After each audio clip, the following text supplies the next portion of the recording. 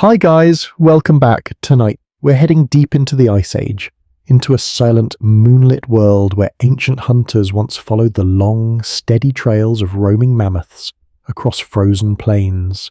You're about to step into that world yourself, feeling the crisp air, the soft crunch of snow, and the quiet pulse of a night that hasn't existed for tens of thousands of years. You probably wouldn't survive 5 minutes out here. By the way, the cold alone would bully you into reconsidering all your life decisions. But don't worry, this is the cozy bedtime version of prehistory. No frostbite, no panic, just soft snow and soft moonlight, and a very soft you, wandering calmly into the ancient dark. So, before you get comfortable, take a moment to like the video and subscribe, but only if you genuinely enjoy what I do here. And while you're settling in, let me know in the comments where you're listening from tonight, and what time it is there. Ice Age nights may last forever, but your local clock probably has more sensible boundaries. Now, dim the lights, maybe turn on a fan for that soft background hum, and let's ease into tonight's journey together. You take your first step into the trail, literally into the footprint of a mammoth. The snow is packed firm beneath your weight, shaped earlier by a creature that could flatten a car without noticing. The print is enormous, round-edged, pressed deep into the frozen ground. It's the kind of indentation that makes you appreciate how tiny you are in the grand scheme of things, and yet you're following it with the casual confidence of someone who absolutely believes they can just stroll behind a 2-story tall elephant with fur. Under the moon's glow, the print looks bluish and shadowed, perfectly preserved. You crouch and hover your hand over it, not touching, just sensing the cold rising like steam in reverse. If you lean close enough, you can still imagine the warmth lingering from the animal's step. That's how fresh the trail is. Historians still argue whether humans followed mammoth migrations for weeks at a time or simply intercepted them seasonally. But tonight, you're doing the full committed tracker experience. Step by step, breath by breath. Soft crunch by soft crunch. Your group is behind you. Handful of early humans bundled in thick hides, keeping quiet to avoid disturbing the night. You hear their breathing more than their footsteps. Hunters walk differently back then, carefully, deliberately, as if the snow were an instrument and silenced the melody they were trying to play. You emulate it naturally, adjusting your stride to the ancient rhythm. The wind sweeps lightly across the plain, sliding over your cheeks with the delicacy of a whisper.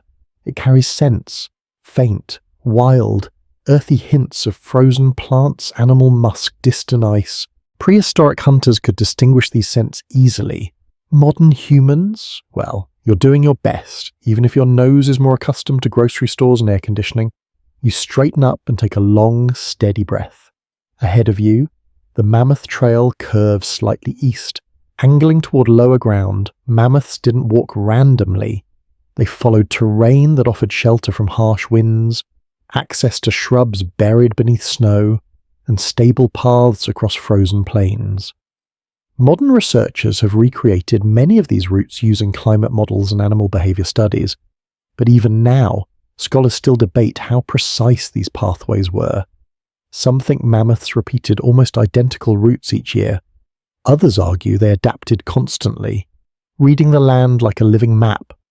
Either way, you're now walking along what might have been a favourite mammoth highway. A thin ribbon of moonlight stretches across the snow, illuminating the prints like a natural spotlight.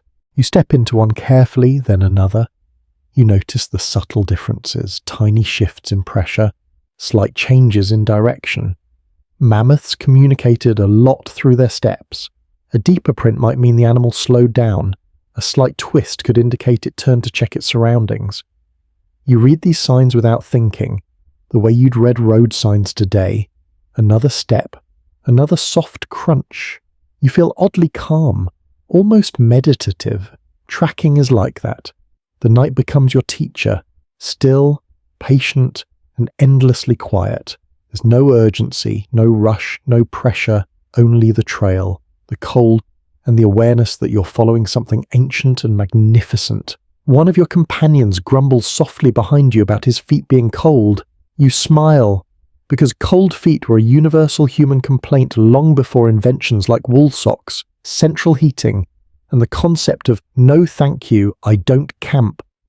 You glance back briefly, just enough to see him pull his hide wrap tighter, then continue onward. The path leads you over a small rise. From the top, you get a wider view. The world stretches in every direction, endless, open, pale as powdered silver. Snow dunes ripple like frozen waves. The stars above seem sharper than modern skies allow, as if the atmosphere hasn't yet learned how to blur them. Constellations, proto-constellations, really, glitter overhead. Ice Age people recognize them, though with different stories than later civilizations. They navigated by them too, using the sky as a silent companion. Another faint print draws your eye. Here, the snow is slightly disturbed on the right edge. You kneel and inspect it more closely. The mammoth slipped a little, just enough to leave a diagonal scuff. That tells you the ground beneath this patch dips slightly, maybe with ice under the snow. You follow its lead, adjusting your steps. Your breath comes out in soft white clouds. You inhale again, letting the cold settle deep. Your ears are tuned to everything, the distant crack of ice shifting beneath pressure, the faint rustle of wind across frozen grass, the quiet shuffle of your hunters behind you. It's ASMR, but prehistoric. A small joke floats through your thoughts. If mammoths had GPS, they'd still choose to ignore the fastest route and take the scenic one. You don't laugh out loud, you're tracking, after all, but the thought warms you more than your coat. You continue forward, noticing how the prints travel around a low cluster of shrubs. Frost coats their stiff branches, making them shimmer under the moon. Hunters use shrubs like this as natural trail markers, but some fringe theories propose they actually shaped shrub patches over generations to guide old migration routes. True or not, the shrubs right now serve their purpose, confirming you're on the right path. The scent of mammoth musk grows ever so slightly stronger. You inhale deeply. It's earthy, leathery, almost comforting. You're not close to the herd yet, not by a long shot, but you're definitely moving in the right direction. You pause and crouch again. Another print, deeper, rounder. This one almost vibrates with freshness. Hours old, less. You've stepped halfway into the world's oldest scavenger hunt. You rise and push onward, feeling a faint ache beginning in your thighs. Not painful, just the honest reminder that you've been walking for a while in heavy cold. Your companions shift closer, staying within sight and sound. Trust is a survival tool out here, possibly the most important one besides fire. Your thoughts drift to the elders again. One used to joke that if you ever got lost on the tundra, you could simply ask a mammoth for directions if you could catch one. You smile at the memory. Humor, it seems, lived comfortably even in harsh climates. You follow the track down a gentle slope. The snow glitters with tiny ice crystals, each one catching the moonlight like a minuscule mirror. The plain below looks almost too peaceful, as if time itself slowed down to watch you pass. The trail becomes more defined here, the prints deeper and more frequent. You picture the mammoth, a massive creature, fur swaying with each step, tusks curving like crescents of old ivory. It moved with confidence, completely at home in this cold world. You follow its path like a respectful shadow. You step into another print. This one is slightly angled to the left. The animal turned its head here. Maybe it sensed something. Maybe it simply adjusted its route. Hunters once believed mammoths could detect storms a day before they arrived, a claim scholars still argue over. Unsure if it's myth, exaggeration, or keen observation. But instinct tells you the shift in direction means something. The wind picks up briefly, carrying a faint hiss of snow over the land. You pull your coat tighter and keep moving. The cold bites your cheeks, but your body adapts, finding that strange balance between numbness and alertness. Ahead, the trail curves again, avoiding a shallow depression in the snow. The mammoth knew the land, knew where footing might be uncertain. You follow faithfully. Early humans didn't just track animals, they learned from them. And tonight, the mammoth is teaching you how to walk the tundra. Your pace slows naturally. You're settling into the long rhythm of the trail. You notice small things now, tiny cracks in the snow surface, delicate patterns formed by drifting frost, the flicker of moonlight on the distant ice. Everything feels sharper, but softer at the same time. It's the paradox of Ice Age nights, quiet, vast, and intimately detailed. Another faint joke crosses your mind. If prehistoric stress had a smell, it would be mammoth musk and cold toes. You don't voice it, but the thought comforts you anyway. You reach another rise and pause at the top. The horizon looks endless, far in the distance. The trail flows like a dotted line toward the unknown, but it's not intimidating. It's inviting. The world may be cold, but it's not cruel. Not tonight. You inhale slowly. You exhale even slower. The first night trail stretches ahead, winding calmly across the moonlit tundra, waiting for you to continue the journey that began long before any human memory. You move into the next stretch of the trail, the moon sliding higher overhead, its light softening into the kind of glow that makes the snow look like brushed silver. The mammoth tracks in front of you are still clear, still fresh, but the way you read them now begins to feel different. In the first minutes of this night, you were simply following shapes in the snow. Now you're reading them the way someone might read handwriting, slowly, deliberately, searching for personality in the impressions left behind. Each print has its own story, and you begin to lean into that, letting your mind settle into a rhythm where observation becomes instinct and instinct becomes something almost meditative. Ice Age hunters often said the strongest skill wasn't eyesight or strength, but patience, the willingness to stare at a print until it started speaking to you. You're discovering why. The moonlight falls sideways across the trail, creating shadows that curve into each footprint like ink shading. It's beautiful, but also tricky. Moonlight can exaggerate edges, flatten depth, and turn a shallow print into something that looks deep or vice versa. You adjust your angle, walking slightly to the right so the light hits the snow at a gentler slope. Immediately the prints become clearer. You can tell where the toes pressed, where the heel sank deeper, where the mammoth's weight shifted. It walked calmly here. No panic, no rush, just a steady nighttime march. Modern paleobiologists believe mammoths were more nocturnal than most people assume, resting during certain afternoon hours and moving under twilight.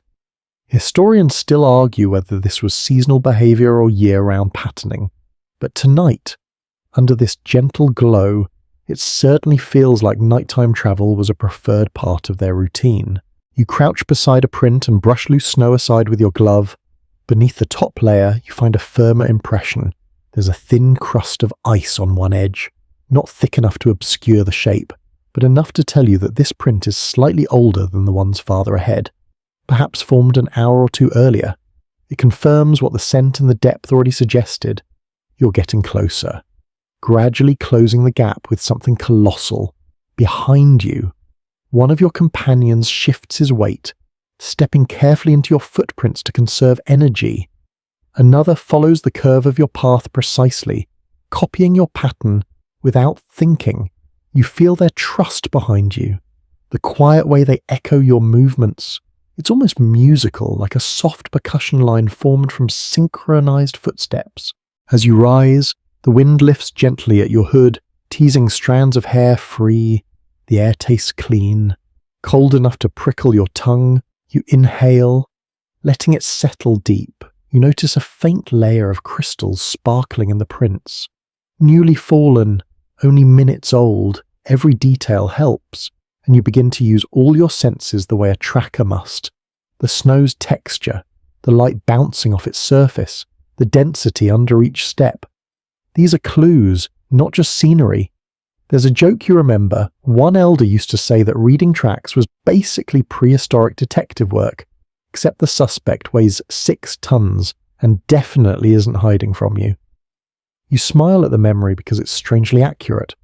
Every step you take feels like following breadcrumbs left by a giant creature who doesn't mind being found.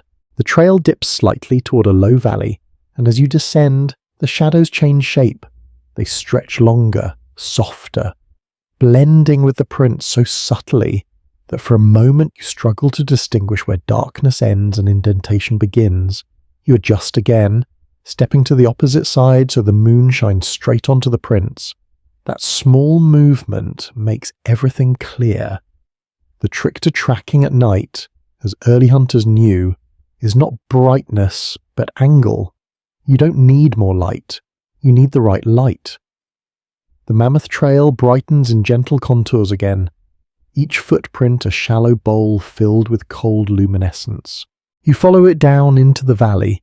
Here, the wind becomes quieter, the air heavier, as though sound itself sinks into the low ground. It's in this kind of muted silence that you start to hear everything else more clearly. The soft hiss of distant snow shifting against itself, the faint creak of frost inside buried grass, the quiet exhale of someone behind you trying not to sneeze. People imagine the Ice Age as loud and brutal, but in truth, many nights were like this. Calm, soft, still, like the world was holding its breath. Another set of tracks catches your attention. Not mammoth, but wolf. They cross the trail at a diagonal, smaller, lighter, formed by a quick pause that pressed only shallowly before moving on. You bend to inspect them and notice they are slightly older than the mammoth prints, edges softer, filled with a dusting of wind-blown frost. The wolves passed earlier in the evening. They weren't following the mammoth, they were just moving across the plain, minding their own business. Wolves and mammoths coexisted often, sharing space more than anything else. Ancient hunters sometimes said wolves were the night's messengers, appearing, disappearing, weaving signals into their movements. It's a romantic idea, though historians still debate whether early hunter-gatherers genuinely revered wolves or simply respected them as neighbours with sharp teeth. You continue. The Mammoth Trail becomes clearer again. You notice a slight widening in the stride, an indication the animal moved from firm snow to softer patches and needed extra balance. Reading this feels like watching a moment replay itself quietly in front of you. You can almost imagine the creature shifting its weight, maybe rumbling softly as it walked. Mammoths communicated through low-frequency sounds, subsonic vibrations that travelled across the ground. Some modern elephants do the same. It's one of those delightful, quirky biological facts that makes them feel even more ancient and wise.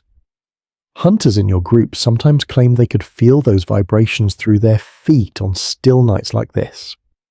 Whether that's science or superstition is something scholars still argue about, but the idea lingers as you walk, adding a little magic to the cold. The moon drifts behind a thin veil of cloud for a moment, and the world darkens. Not to pitch black, just enough that you need to slow down. Leaning in close to the ground, you narrow your eyes and let them adapt. Once your vision adjusts, the prints reappear. Not as bright, but still distinct. You kneel again, running your fingers just above the edge, and feel the faintest difference in cold between the interior and exterior of the print. Snow inside a footprint retains a slightly different temperature than untouched snow around it, an invisible clue early hunters understood deeply. You rise with new confidence. Behind you, someone murmurs a quiet complaint about their freezing eyelashes. You offer a soft, teasing smile and whisper that he's lucky. It means the night is refreshing. He rolls his eyes, but quietly. Ice Age humour is subtle, but effective. The trail curves again, leading you toward a higher ridge. You climb, using your spear as a walking stick. When you reach the top, you stop, not because you're tired, but because the view below is breathtaking. The snow spreads into a vast silver sheet, and running across it like a soft, winding ribbon is the Mammoth Trail, glowing faintly under the broken clouds. You breathe deeply, filling your lungs with air so clean it almost stings. The world feels enormous and intimate at the same time. You follow the trail down the slope. The prints here are sharper, deeper. The mammoth slowed briefly, maybe pausing to assess the terrain. You mimic the animal's movement unconsciously, slowing your own steps as if matching its giant rhythm. A small, warm thought passes through you. Tracking a creature this massive makes you feel oddly connected to something older than words, older than story, older than anything humans have written down. Hunters used to say that learning to follow tracks at night taught you how to listen not just with your ears, but with your entire body. Maybe that's true, or maybe it's just something people said to make themselves feel wise during long journeys like this. Either way, you're starting to understand it. A tiny glint catches your eye, a dark patch on the edge of a print. You crouch and lean close. It's not blood, it's dirt. A small clump of frozen soil lifted by the mammoth's foot and dropped on the snow. You examine it. The soil beneath the snow line is moist and dark. That means the ground is warmer here. Warmer, relatively speaking, which still means very cold, but enough to suggest underground water or a thinner layer of frost. Details like this tell you the mammoth wasn't just walking anywhere. It was choosing a path where the ground felt stable. Early hunters knew how to read these cues instinctively, and now you're learning going too. You rise again and continue walking. The night deepens. The moon emerges from behind the cloud, lighting the valley in gentle silver once more. With each step, the prints become more familiar to your eyes. You no longer need to study them individually. They form a pattern, a story unfolding under your feet. You notice something new. The shadows in the prints are straighter, more even. This means the ground ahead is leveling out. Mammoths loved level ground. It made their movement easier, so you angle your path accordingly, trusting the logic of the trail. One of your companions inhales sharply, not fear, but the realization that the scent in the air is getting just slightly stronger. Mammoth musk.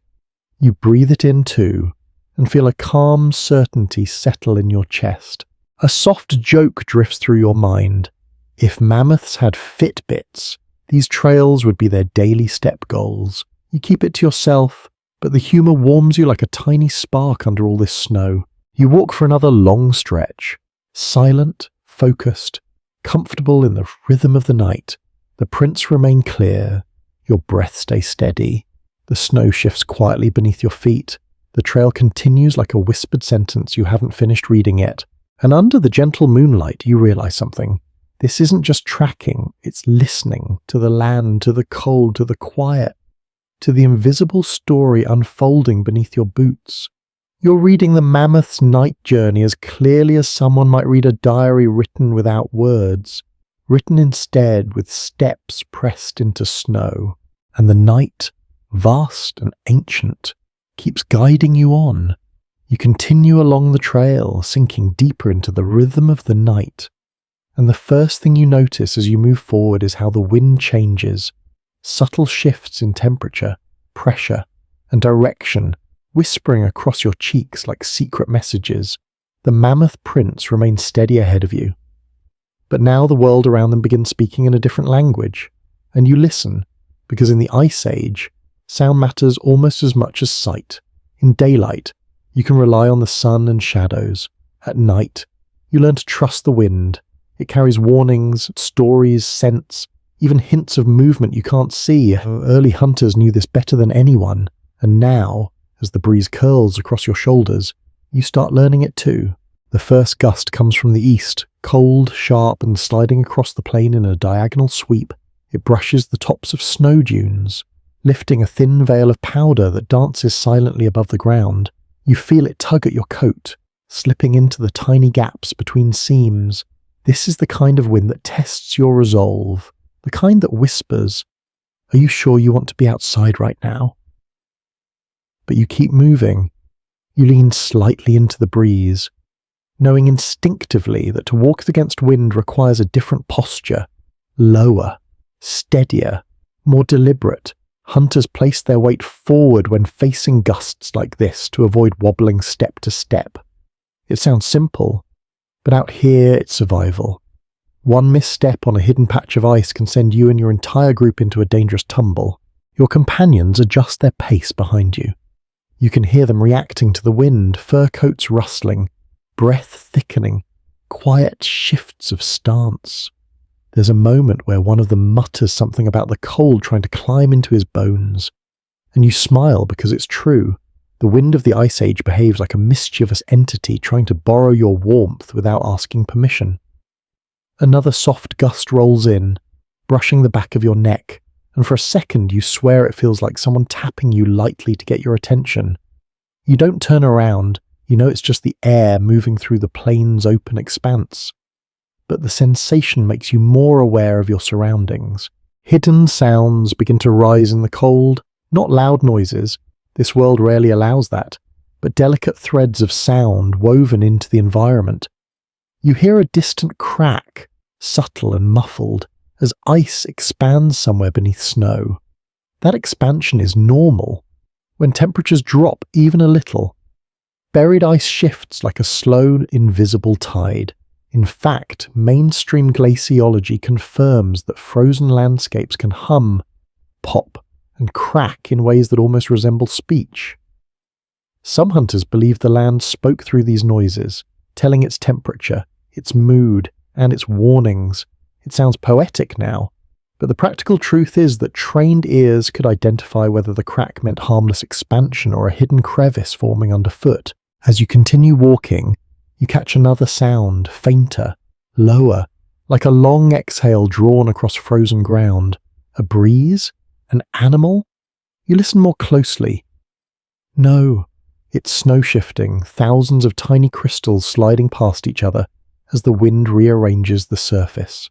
It creates a soft hiss, like sand moving in slow motion. You attune to it naturally, because everything here matters. If the hiss grows sharper, it means the wind is picking up. If it stops abruptly, something large may be blocking it. Ice Age night tracking wasn't just about reading the ground. It was about reading the air. Another gust carries a scent, barely there, but earthy, wild, faintly musky. Mammoth again, you inhale, letting the faint smell settle in your senses. It's stronger than before, which means the animal's trail grows fresher. Hunters from many cultures trained themselves to notice even the slightest musk in the wind, claiming they could distinguish individual herds. Historians still argue whether that was actual skill or just really enthusiastic bragging. But tonight, with this subtle scent drifting toward you like a ghost of the mammoth's presence, you understand how such claims might feel real. You lower your head slightly to cut through the wind more efficiently. The prints become more defined as you approach a stretch where the snow is smoother, untouched by drifting powder. The moonlight returns fully, bathing the land with a cool and steady glow, just enough for your eyes to catch every impression. The wind plays its own role here too, shaping how you see the prints. When the breeze flows from the side, it carves delicate ridges along the edges of the footprints, leaving behind sharp curls of snow that you can read like timestamps. A fresh print has softer walls, an older one grows chiseled as the wind peels its edges away. You brush your fingers near a print, close but not touching, and feel the faint warmth of your own breath collide with the cold air. The contrast creates a tiny puff of mist that floats briefly over the indentation. You stand again and let the wind carry your exhale away, watching as the vapor twists into the dark. It's quiet, peaceful, almost hypnotic. Nature is performing a slow ballet and you're in the front row. A long, rhythmic rumble reaches your ears, so faint you almost miss it. At first, you think it's the wind moving over distant cliffs, but then you stop.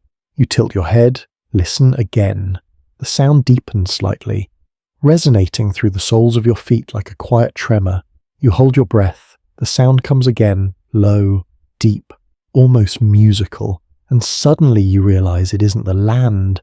It's the memory of a mammoth's movement carried through the ground, a vibration still echoing from earlier travel. Mammoths communicated partly through low-frequency rumbles that traveled long distances.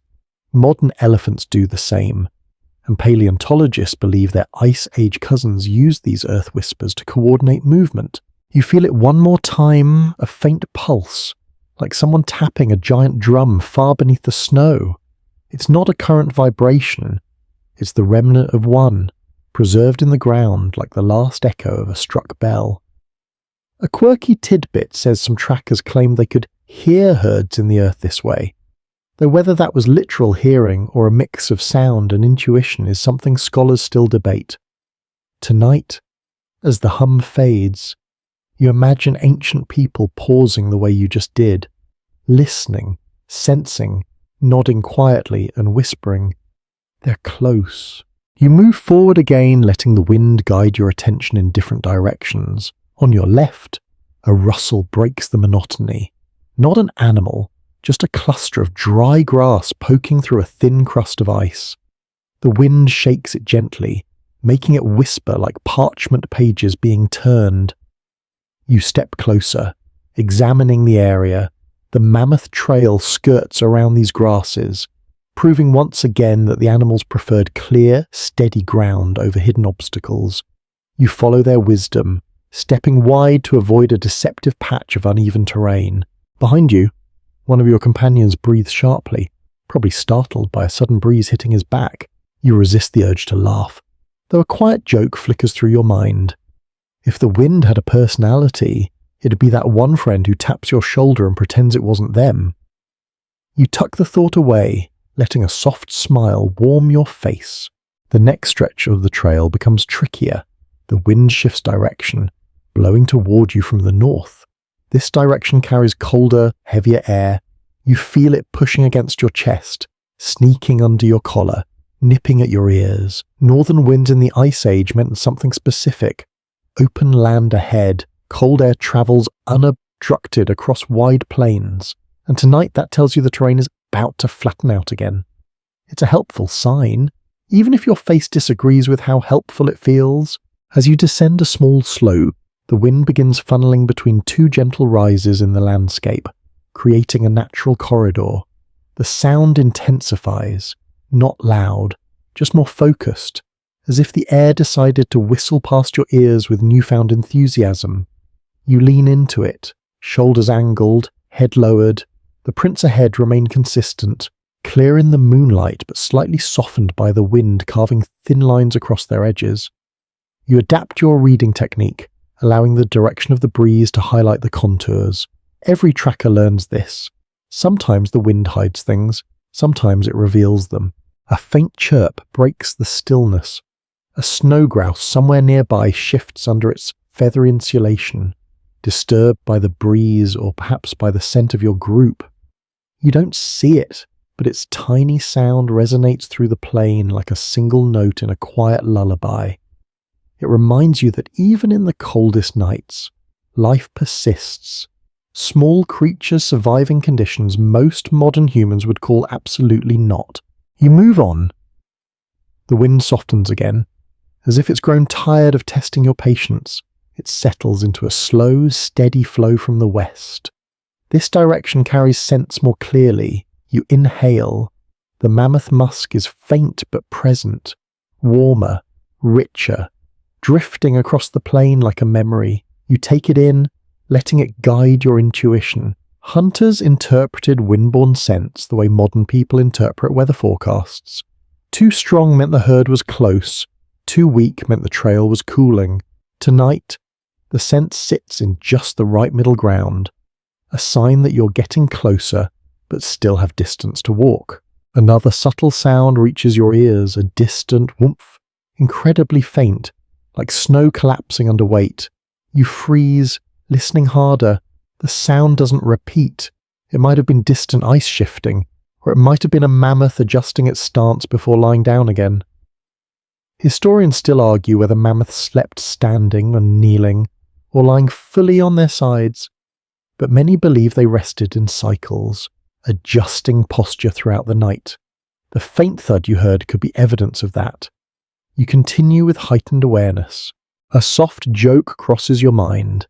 Ice Age ASMR. Tonight's sounds include wind, crunching snow, and possibly a 6-ton mammal shifting in its sleep.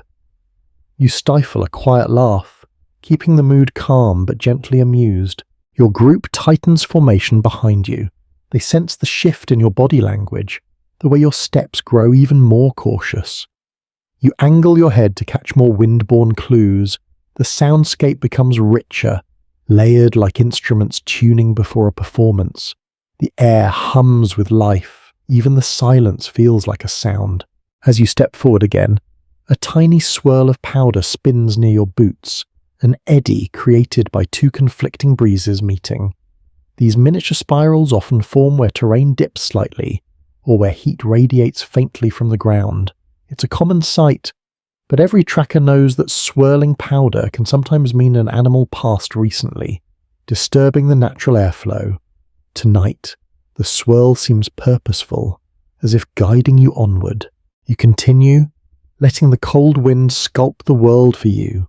It sharpens your senses, steadies your breathing, and becomes something like a companion, annoying sometimes, but ultimately useful. And through it all, the hidden sounds of the night weave together, ice shifting, snow hissing, distant echoes of movement, faint breaths behind you, and the ever-present heartbeat of the land itself. Step by step, print by print, sound by sound, you walk deeper into the ancient dark, reading the world not just with your eyes, but with every sense awake and alive. You follow the trail across a gentle slope, and as the wind settles into a calm hush, your mind drifts naturally, not away from the hunt, but back toward the warm glow of firelight and the lessons etched into memory long before this night began. The cold around you forms a kind of silence that makes old teachings rise easily, like embers stirred beneath ash. Every hunter walking behind you carries their own stories, their own memories of nights spent listening to elders speak beside flames. But tonight it feels like those voices gather around you, guiding your steps as clearly as the mammoth prints themselves. You don't turn back toward your companions, yet you feel them listening too, as if they can sense the memory taking shape inside you. Firelight was the first teacher for most hunters, warm, flickering, unpredictable, always reshaping shadows on the cave walls. You remember sitting close to the flames as a child, feeling heat against your face while the elders' words rose and fell like the rhythm of breath. They talked about tracking, weather, animal behavior, survival, patience, and above all else, humility. The land doesn't care how clever you think you are, one elder had said, poking the fire with a charred stick. Walk softly, listen harder. The wind will always know more than you. The time you didn't fully understand, but tonight, as the wind shifts behind you in a soft sigh, it feels like the most obvious truth in the world. The mammoth prints curve slightly again, and you adjust your path without thinking. The memory continues. Another elder used to sit with his legs crossed, sharpening a stone blade slowly, savouring every stroke. He'd stare at the sparks and speak in that deep voice that always made everyone lean in. Tracking, he'd say, isn't about finding the animal. It's about understanding why it walked where it walked. Read the land, read the creature, read yourself. At the time, you believed he meant it metaphorically. Later, you realized he meant it literally. Tonight, walking in the dark with only moonlight to guide you, you feel that lesson settle into your bones. A faint crunch behind you interrupts the flow of memory. One of your companions steps on a patch of icy crust that cracks under his weight. It's not loud enough to matter, but it's enough for you to glance back briefly. He nods, sheepish, then adjusts his stride to match yours more closely. A small smile creeps across your face. Hunters always said the night has ears, and that you should tread like you're trying not to wake it. You turn forward, Boaven, letting your thoughts drift back toward the fire. The elders didn't only teach through advice, they taught through jokes, stories, and the occasional dramatic gesture. One night, an especially theatrical elder had lifted a mammoth scapular like a great shield and declared, "If you ever get too close to one of these beasts, this bone will not save you. Run smarter, not closer." The younger hunters laughed. Though you weren't sure whether the joke or the oversized bone caused the laughter, tonight, the memory warms you surprisingly well against the cold. You imagine that elder watching you from the edge of the dark, arms folded, nodding approvingly at your progress. The trail deepens as you descend a soft incline. You take a moment to kneel beside a print again. It's large, clear, and crisp along the edges, likely formed only a few hours ago. You study it closely the way you were taught. Angle of pressure, distribution of weight, subtle changes in snow density beneath the indentation. The elders always said the snow remembers everything. Think of it like a story, one would say, and footfalls are the words. Tonight, the story tells you the mammoth paused briefly here, maybe shifting its stance, maybe listening for threats or checking on younger members of the herd. A single print can reveal more than people realize. The quirky lesson you remember most vividly is one elders repeated with absolute seriousness. Never track with an empty stomach. The land is harsh, but hunger is harsher. They distribute small handfuls of dried berries or roasted seeds during long nights by the fire. Their logic was partly practical, energy matters, but partly psychological. A tiny bit of food made the cold feel less personal. Tonight, as your stomach rumbles slightly, you reach into your hide pouch and find a few dried roots you stored earlier. You chew them slowly, letting their earthy taste spread across your tongue. It's not much, but the warmth that follows is enough. The memory becomes present again, merging the past with this quiet night. As you continue, you notice the sky shifting subtly. The moon edges higher, thinning the shadows. This lighting makes the landscape easier to read. It also softens your memory's intensity, but it doesn't fade completely. Instead, it transforms into a companion, walking beside you in the form of quiet confidence. Firelight gave you these skills long before you stepped into the cold tonight. You move forward with a steady, practiced ease. Another memory surfaces, one of the elders using a long stick to draw lines in the dirt, explaining the way mammoths moved as herds. They walk like rivers, he'd say, flowing around obstacles but always moving forward. The matriarch knows the way because she's walked it before.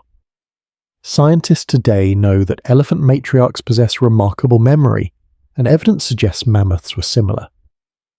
Historians still debate how far their migratory memory extended, whether they remembered routes centuries old or adapted seasonally.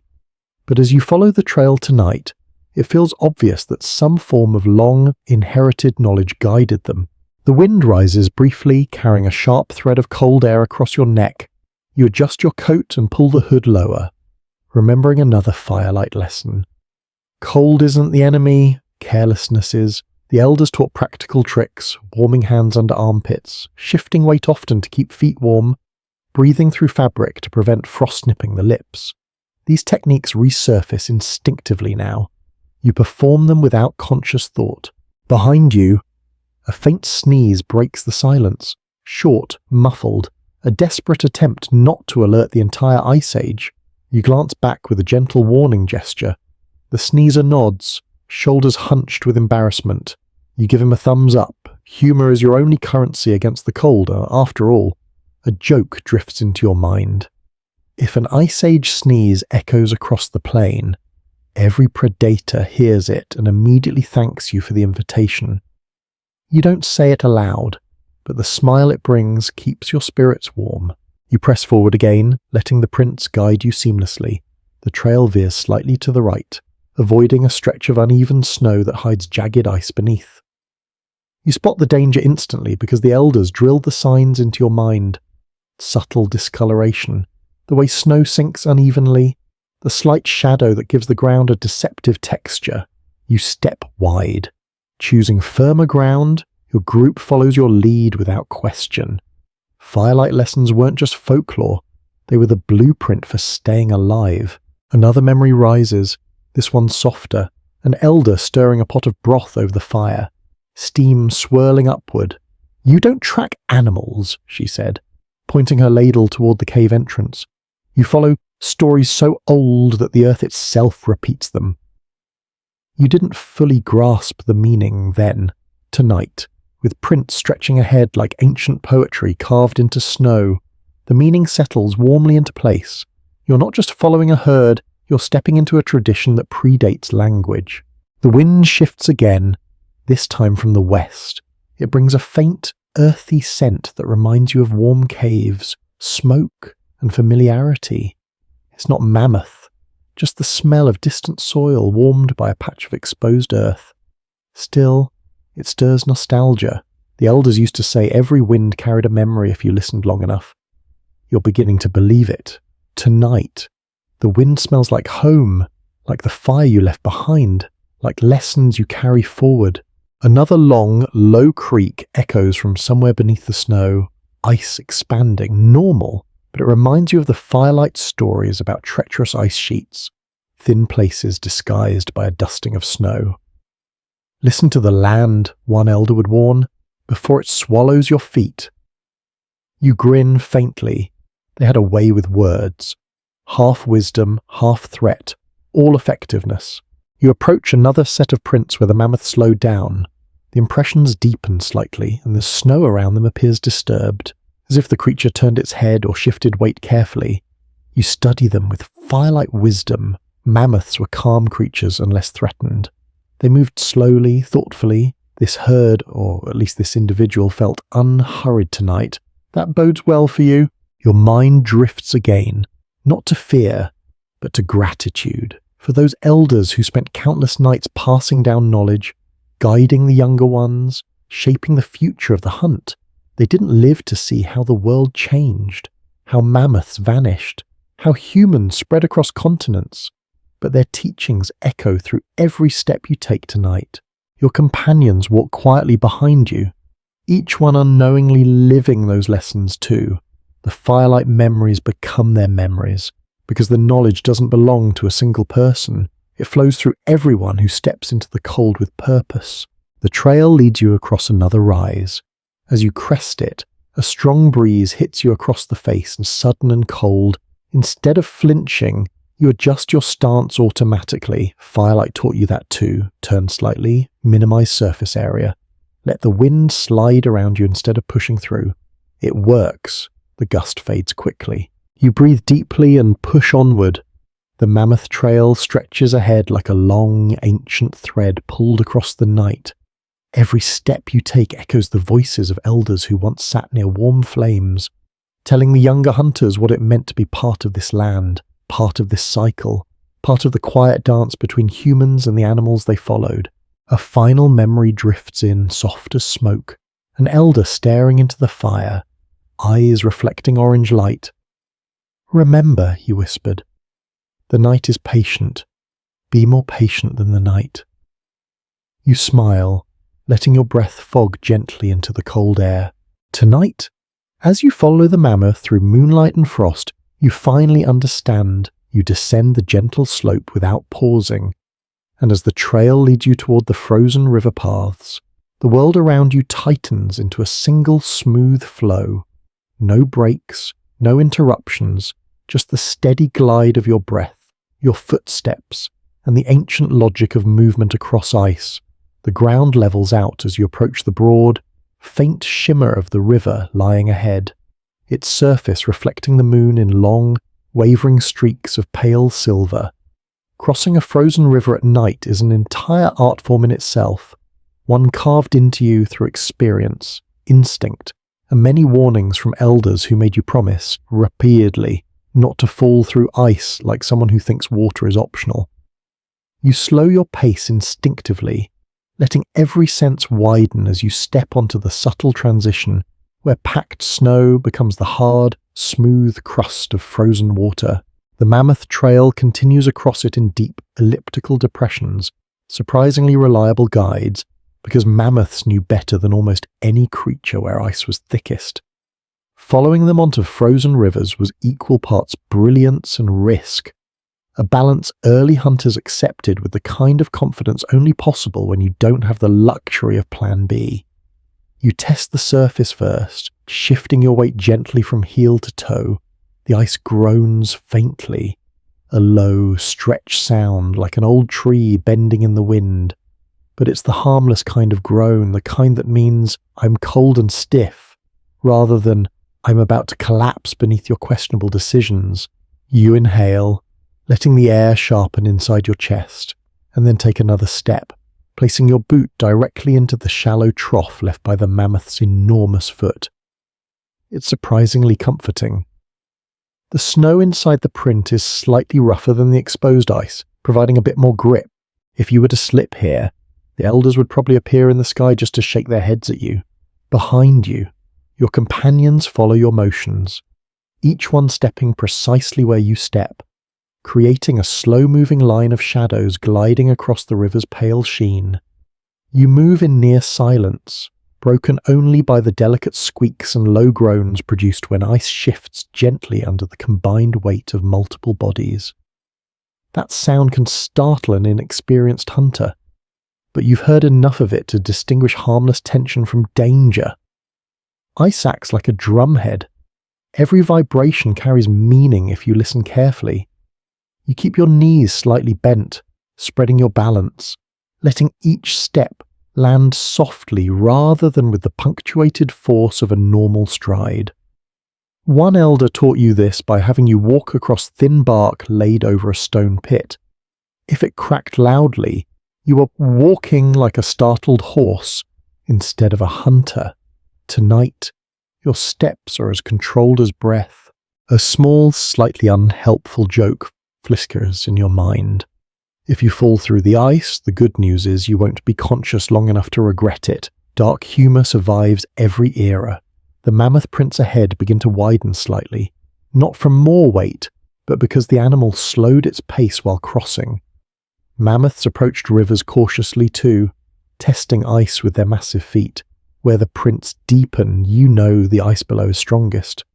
A mainstream fact, paleontologists have found evidence that mammoths routinely followed frozen waterways during migrations, using them as natural highways because they offered fewer obstacles and a smoother path for their enormous bodies.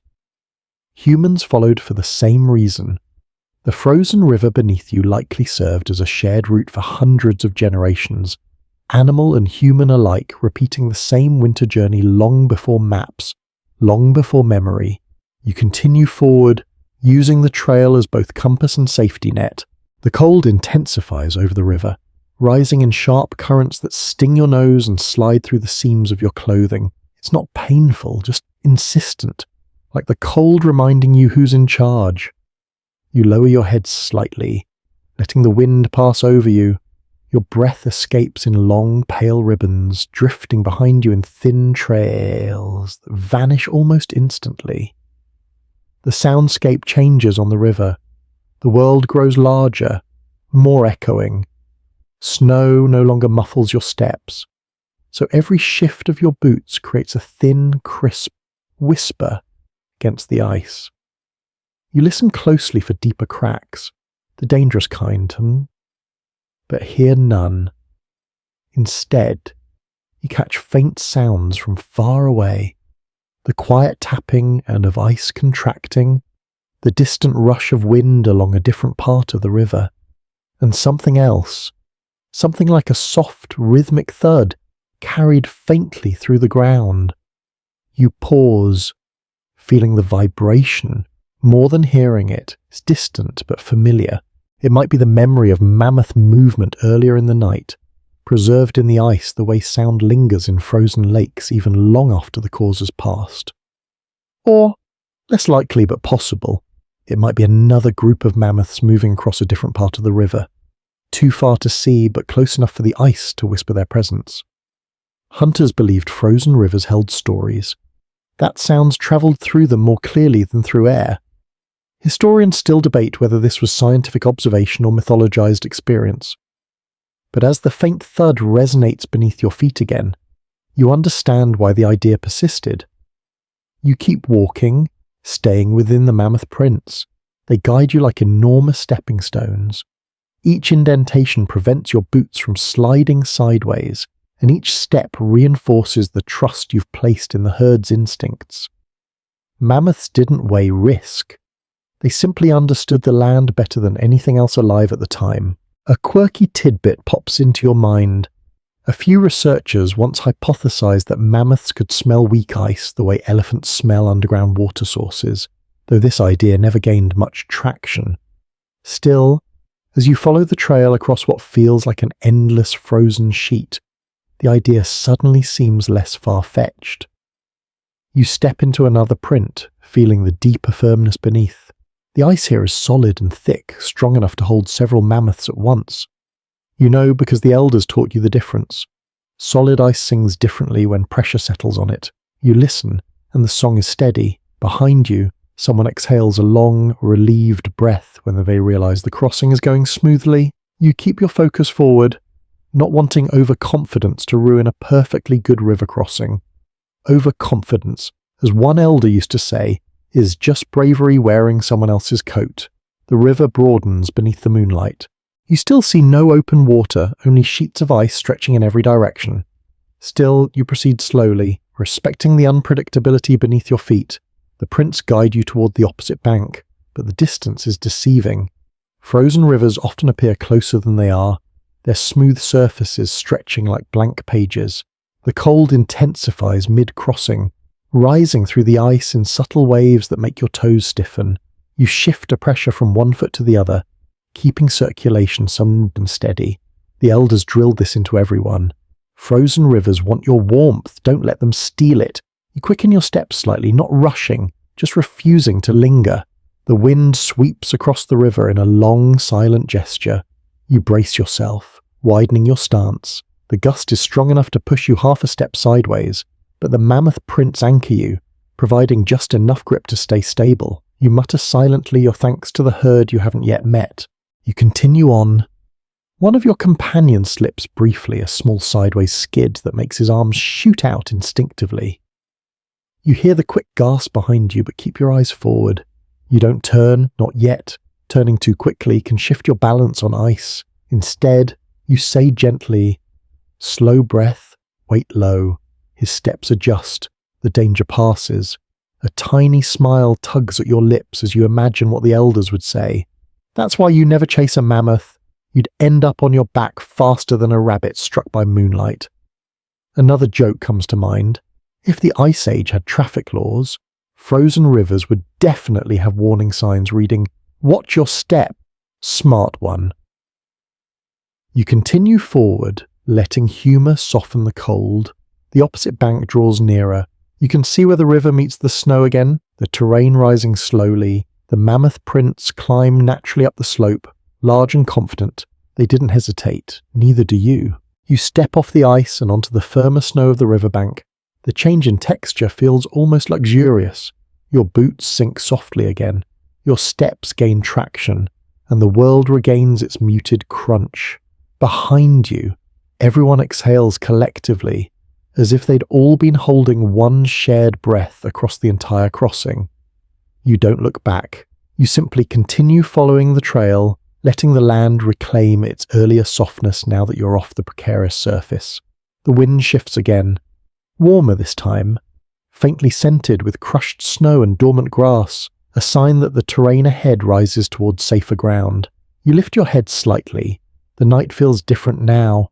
You cross the river successfully. The herd is closer, the land is opening, and the mammoth trail continues, steady as ever, leading you deeper into the ancient dark. You continue up the rising terrain beyond the riverbank, and as the cold settles once again into its steady, familiar grip, your awareness shifts naturally from the land beneath your feet to the weight of the tools you carry, the silent companions of every Ice Age hunt. They don't clatter, they don't shine, they don't announce themselves the way metal weapons would thousands of years later. Instead, they rest quietly against your body, blending into your movements like extensions of your own limbs. Every piece of gear you carry tonight is the result of countless winters' worth of trial, error, and quiet innovation sprinkled with just enough superstition to make things interesting. Early humans didn't separate practicality from belief the way modern people do. A spear wasn't just a spear. It was a promise, a story, and occasionally a complaint waiting to happen if it broke at the wrong time. Tonight, every tool matters. Every piece contributes to the way you move through the Mammoth Trail. You shift your weight and feel the long spear at your side, its shaft smooth from years of handling and hardened from fire curing. The spearhead is flint, chipped into a form so precise it's almost delicate, though you know it's anything but. The edge could cut hide, slice tendon, or split bark in a single thrust. Its balance is perfect, tuned to your arm by repeated practice. You remember shaping it, tapping one stone against another until flakes fell away in sharp fragments that glittered like tiny stars on the cave floor. The rhythmic motion had been calming then, and the results are comforting now as the cold presses against your shoulders. You can feel the spear's weight shift with each step, reassuring, predictable, grounding behind you. Someone's spear taps softly against their leg, a tiny sound easily mistaken for wind brushing dried grass. Spears aren't meant to be used lightly on a mammoth. They're tools of opportunity, precision, and timing. To use one poorly would be as foolish as swatting a thunderstorm with a broom. That's why hunters carry more than just spears. You also carry a small bundle of obsidian flakes tucked into a hide pouch near your hip. They're razor sharp, thin as petals, and kept wrapped so they don't slice through the leather. These serve 100 purposes: scraping frozen hide, cutting rope, cleaning a carcass, carving new tools if needed. They look unimpressive until used. One elder used to joke that obsidian is the Ice Age version of doing surgery with moonlight. Because of how sharp and clean the cuts can be, you think of this now and smile faintly, letting the memory soothe the cold in your cheeks. A soft, low gust pushes against your back. You adjust your steps, leaning slightly forward. The movement sends a quiet shifting through your gear, pouch brushing coat, spear aligning to your stride, a stone knife secured against your thigh. That knife is shaped from chert, its handle wrapped with sinew and soft leather to prevent slipping. You tested its grip by firelight many times, making sure it fit your hand like a natural extension. You tap the handle lightly, checking its position. Still there, still steady. Early hunters believed tools had personalities, not spirits exactly, but identities. A spear could be loyal or stubborn, a blade could behave or sulk. Scholars still argue whether these beliefs were symbolic or literal. But to you the idea has always made a certain practical sense. A poorly made tool absolutely behaves like it's trying to ruin your day. A well-crafted one feels like a friend. The Mammoth trail continues ahead in steady prints. You sink your boots into one of them and adjust the straps on your throwing sticks, shorter than spears, curved slightly, designed to add force to a thrown spear or dart. You don't plan to use them yet, but having them ready matters. Everything tonight is about readiness, not aggression. Mammoth hunts rely on precision, teamwork, timing, and a kind of patient respect. No one charges a mammoth and lives to brag about it later.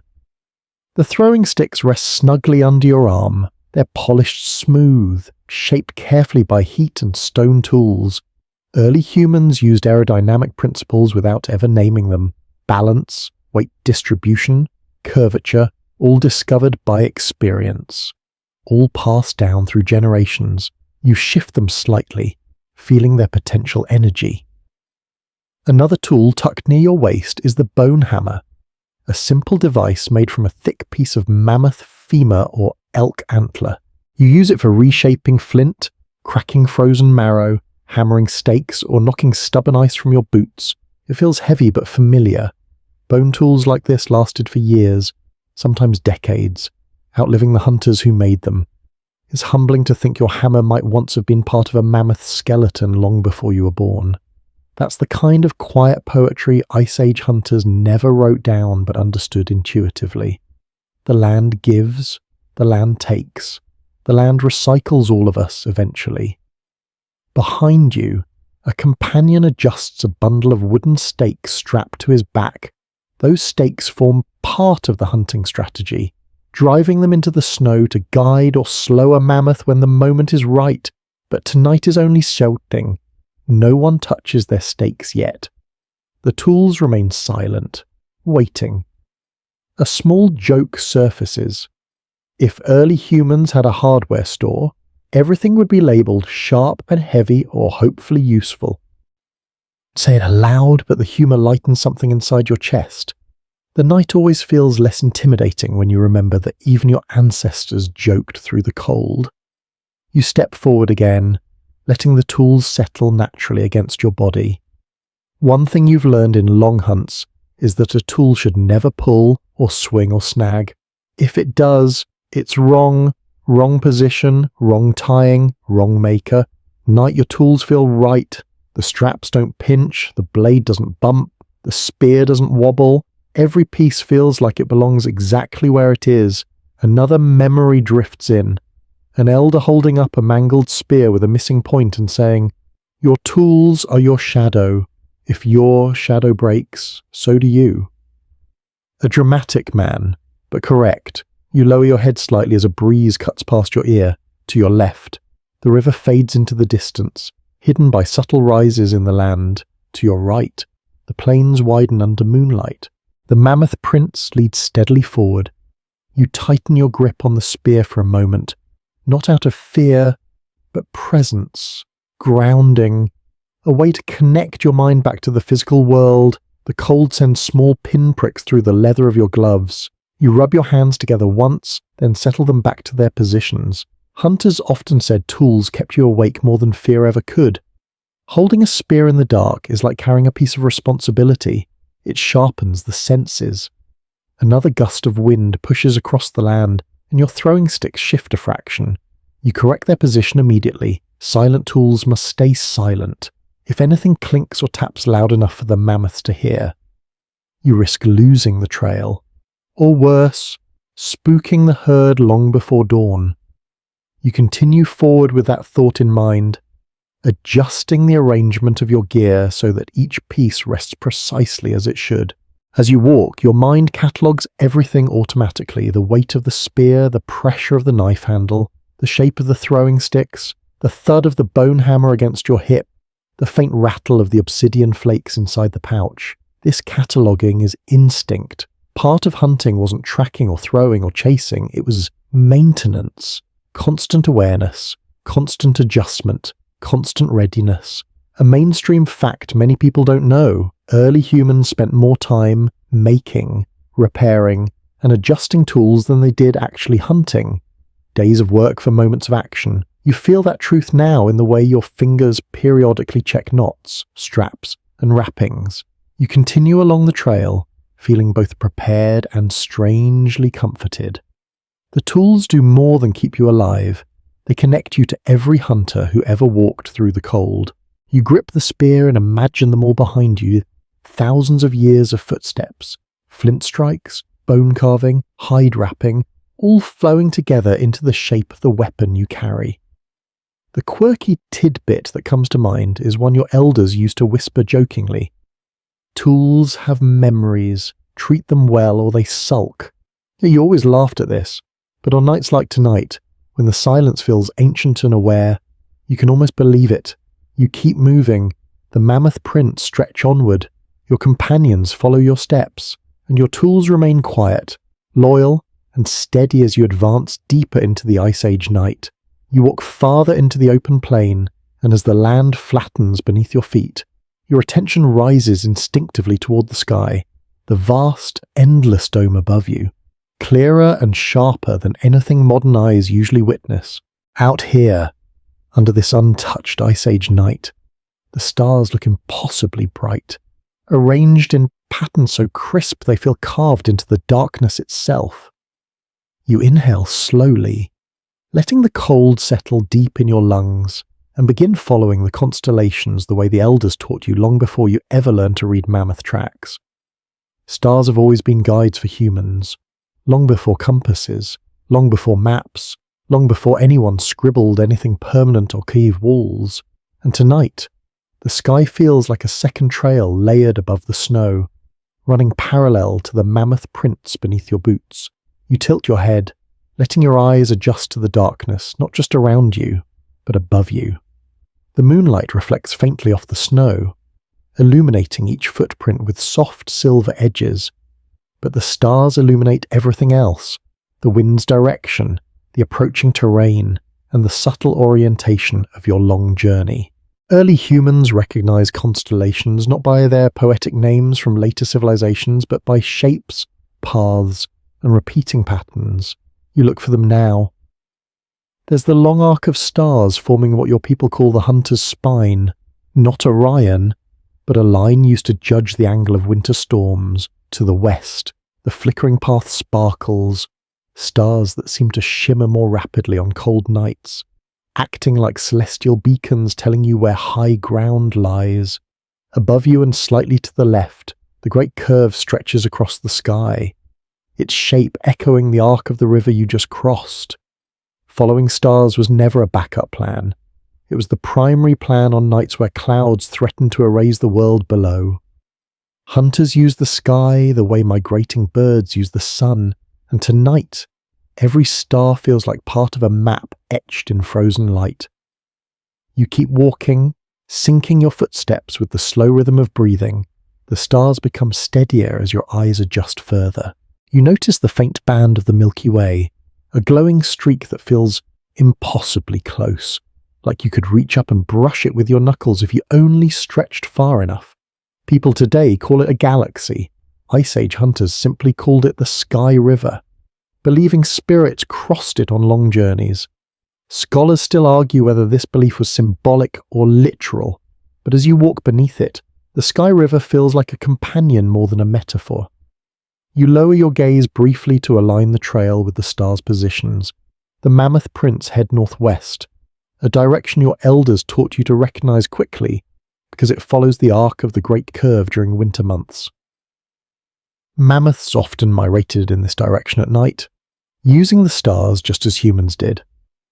Modern researchers speculate that large mammals might have relied on celestial cues more than previously thought. It's a fringe theory some scientists support and others roll their eyes at. But tonight, walking beneath this glittering map, you find the idea strangely believable. You adjust your direction slightly.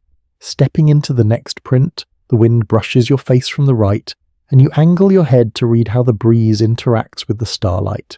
Wind changes how stars appear. Colder gusts make them flicker harder. Warmer currents soften their brightness. You use both sensations together, gauging how the land ahead slopes and curves. One elder once told you, if the stars blink too much, the wind is lying to you.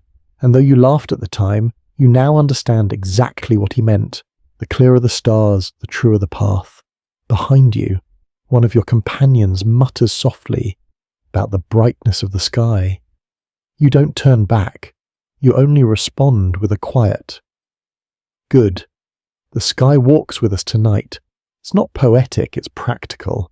A clear sky means no sudden storms, no heavy clouds that erase direction, no disorienting darkness so deep you can't see the person in front of you. You look up again, letting the stars settle into your awareness like pins in a vast, cosmic map.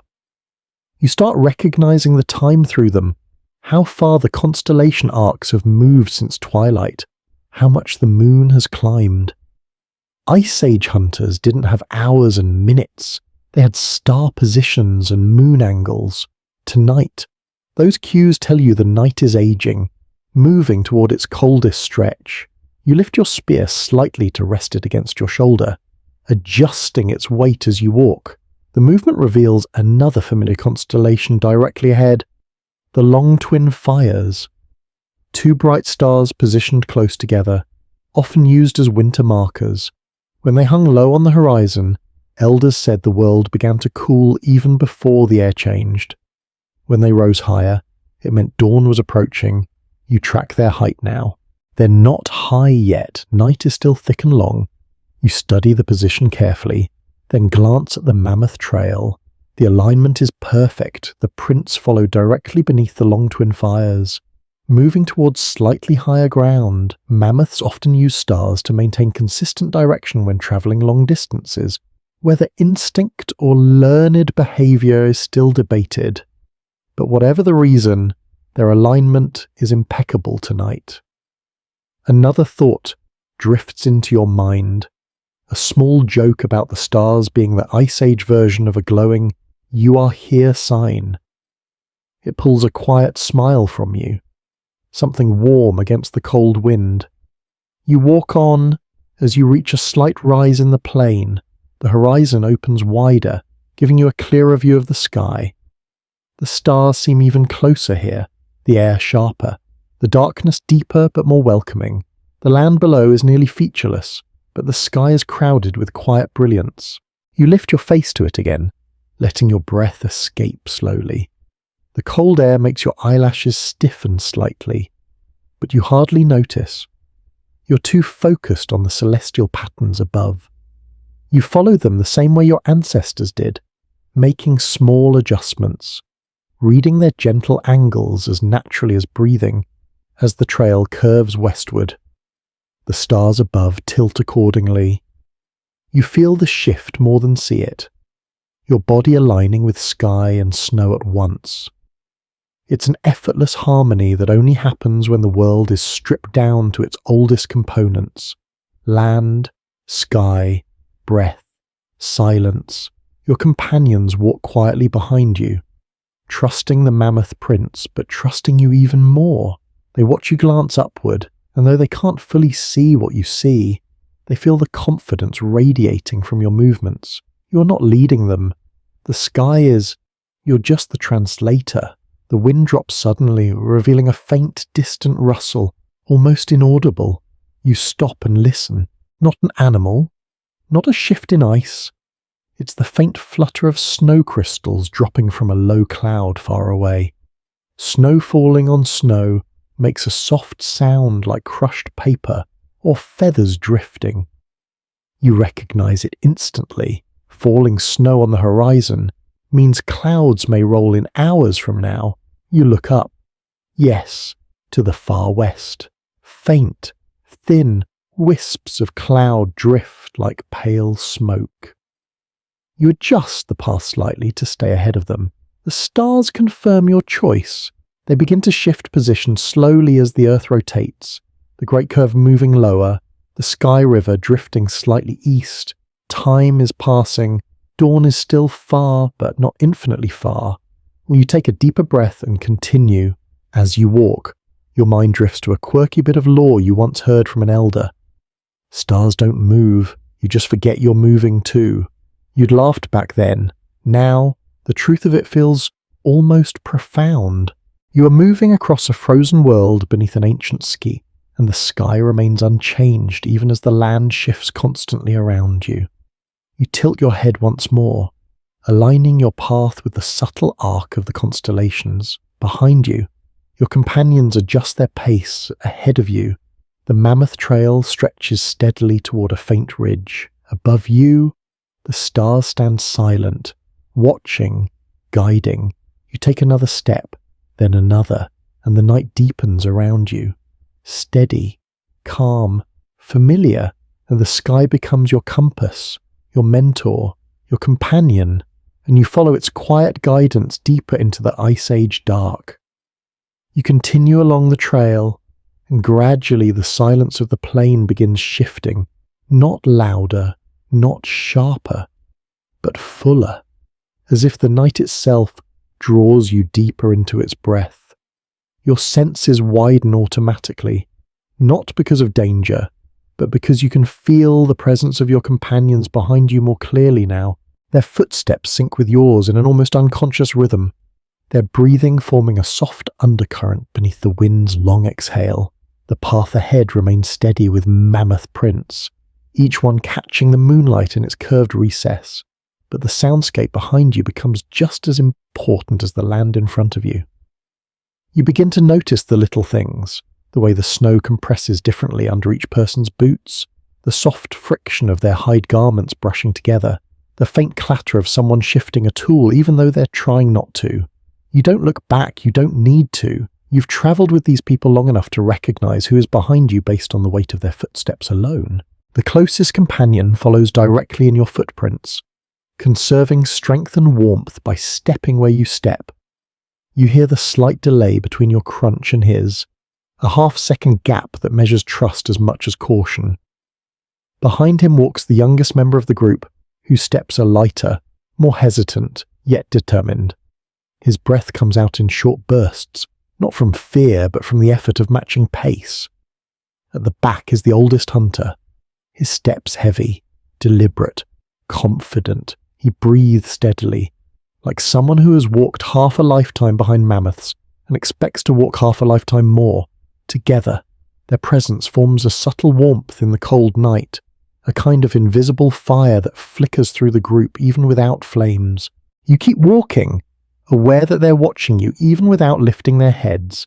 The leader's job is not to talk, not to reassure, not to command. It is to walk correctly, steady, quiet, aware, so that everyone else can let their fear settle into the snow. You do that now, letting the rhythm of your body communicate what words would only complicate. The mammoth prints lead forward in a long chain, and your strides match them effortlessly. The group falls into a pace that feels so natural you wonder if they could do it asleep. Another soft sound emerges, a faint clicking of teeth from someone trying to stop them from chattering. The cold here deepens, not hostile, but insistent. You can feel its weight creeping into your gloves, your cheeks, the tip of your nose. You hear your companions shifting their breath patterns to manage it.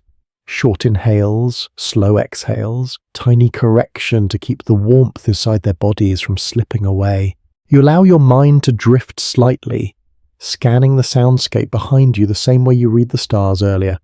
Every companion has their own auditory signature. The second hunter drags his steps just a little when he's tired, creating a whispering pull through the top layer of snow. The youngest places his weight slightly too far on his toes, making his footsteps softer but uneven. The elder at the back scuffs once every 10 steps, not out of clumsiness, but because he's checking the firmness of the ground, testing for buried ice the group might have missed. Each sound is familiar, comforting even, because it means everyone is still close, still moving, still sharing the same night. As you continue, the presence of your group becomes more than sound. It becomes an energy behind you, a gentle push that carries you forward. Humans in the Ice Age moved in small units like this, trusting each other implicitly. Mainstream anthropology confirms that prehistoric hunting bands relied heavily on cooperative behavior. Solo hunters were rare because the world was too vast and too unpredictable to navigate alone. Tonight, with your group ghosting your steps, that truth feels woven into your bones.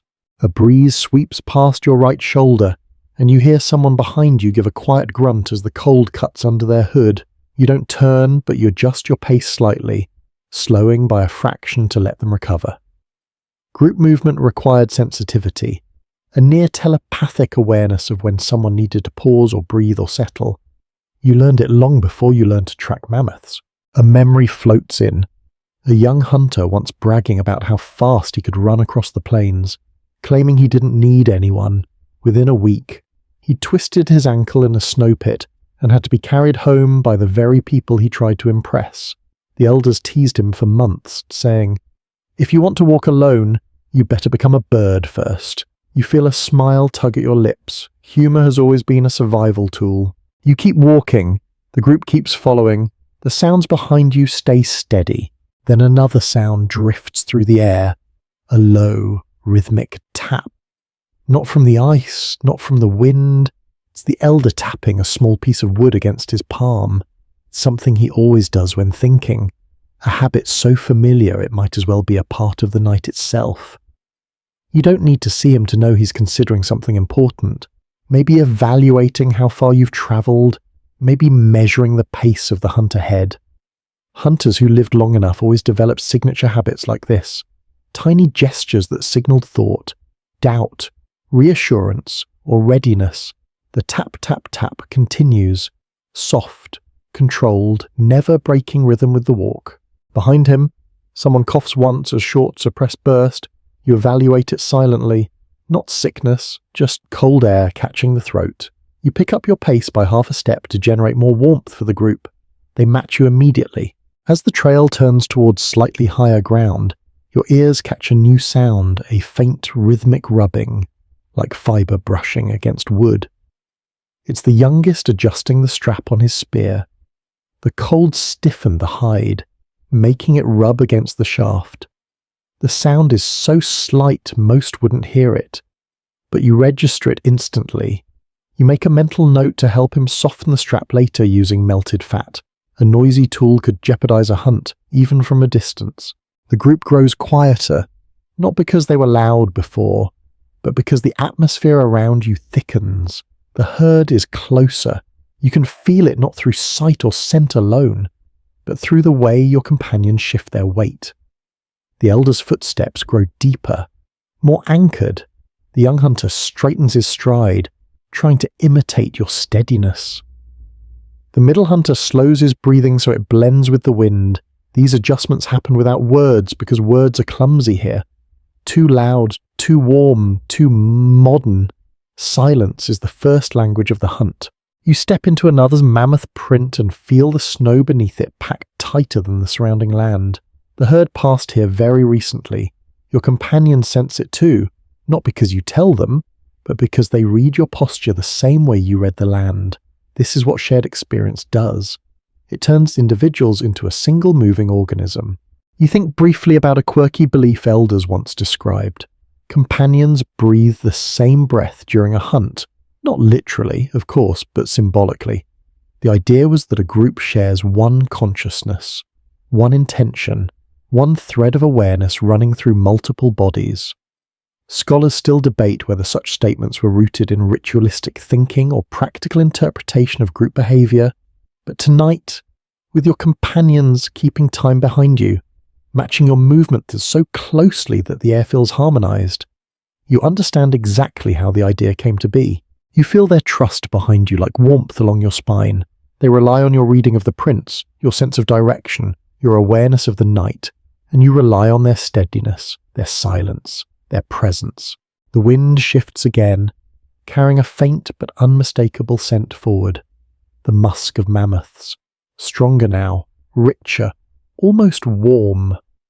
The trail narrows slightly as it crosses between two small rises, and the sounds behind you grow softer still. Your companions sense the tightening of the land. Close quarters demand even greater silence. You pause for a heartbeat, not long enough for them to stop, but long enough for the group to tighten formation naturally. Then you continue. The trail leads upward again. You catch the soft scrape of someone adjusting their footing, the light click of teeth from the young hunter trying not to chatter, the deep and steady exhale of the elder, the quiet determination of the others. Everything behind you feels alive, synchronized, aware. You take another step, then another. Your companions follow. The mammoths are ahead. The night guides you, and the trail pulls all of you forward as one. You move forward without breaking stride, the presence of your companions settling behind you like a warm, steady shadow.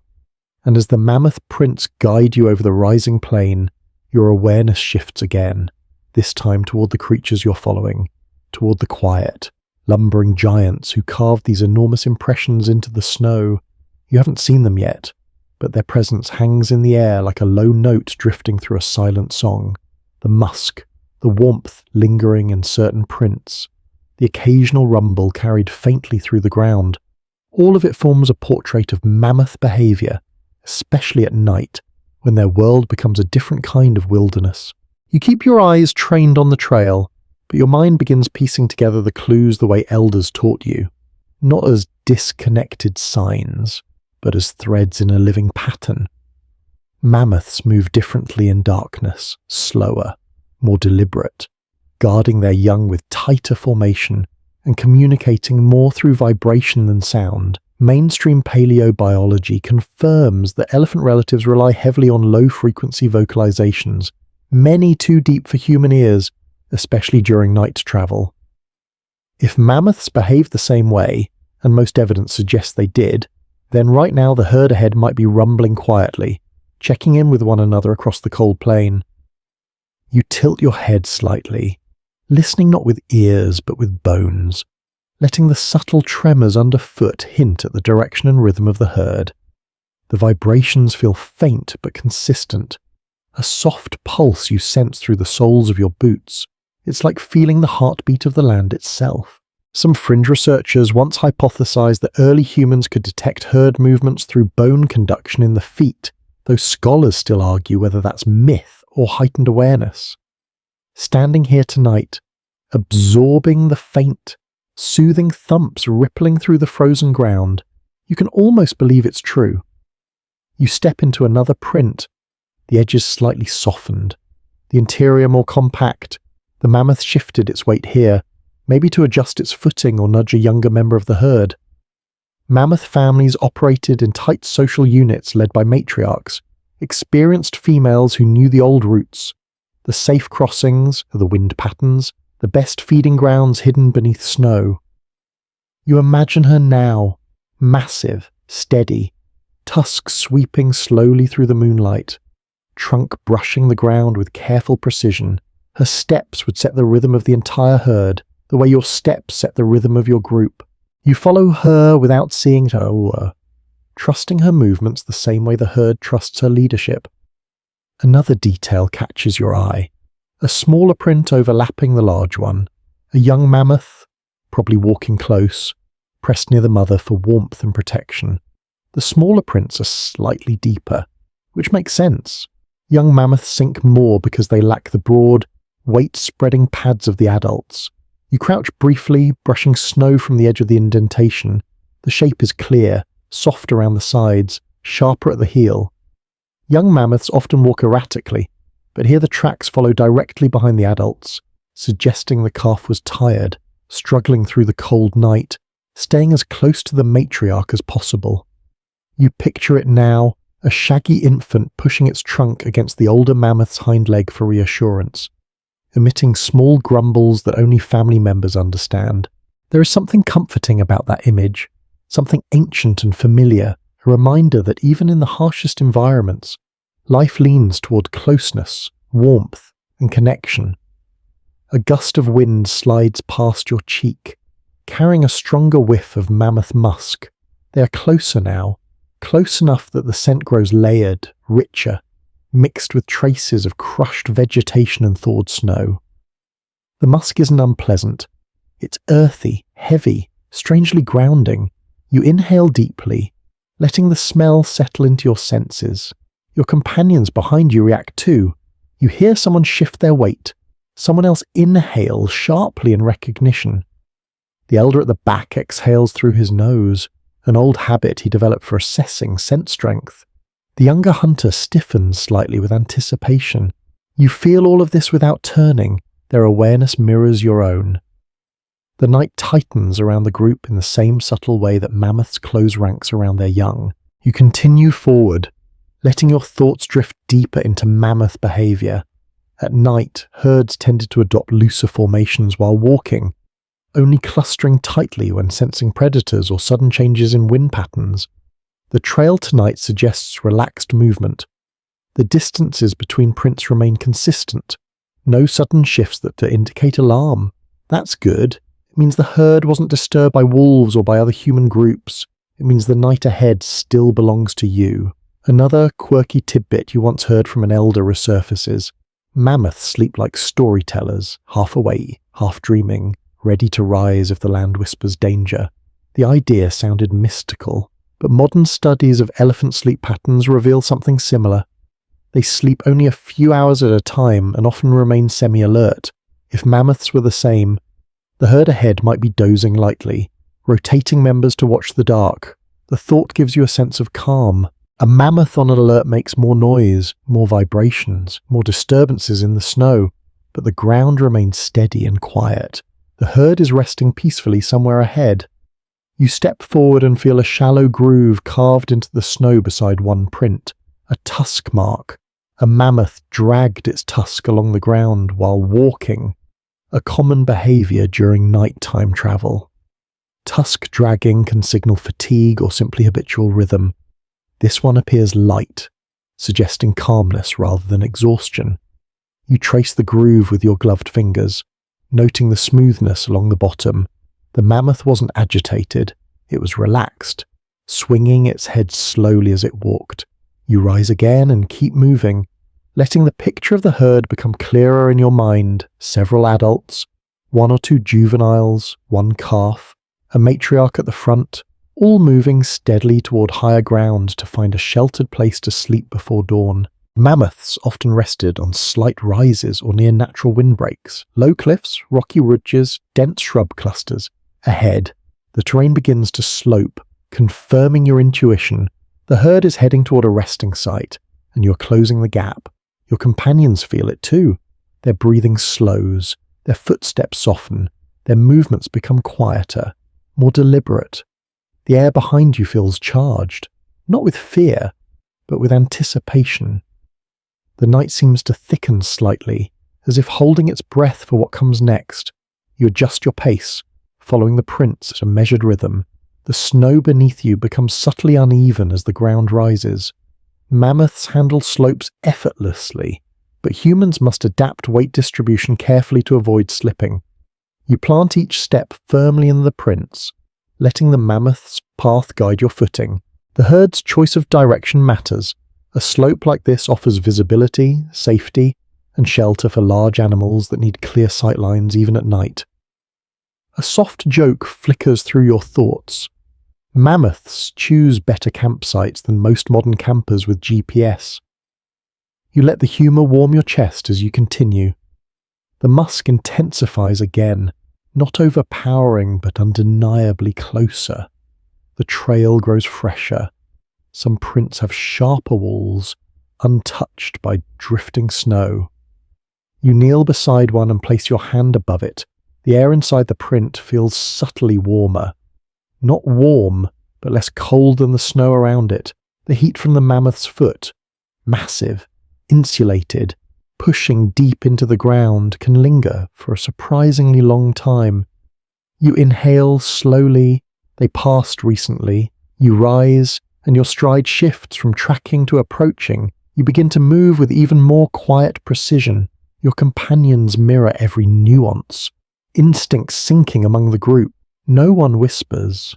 No one adjusts their gear. Everything becomes focused. You listen again, not with ears alone, but with your whole body. The wind carries faint hints of movement.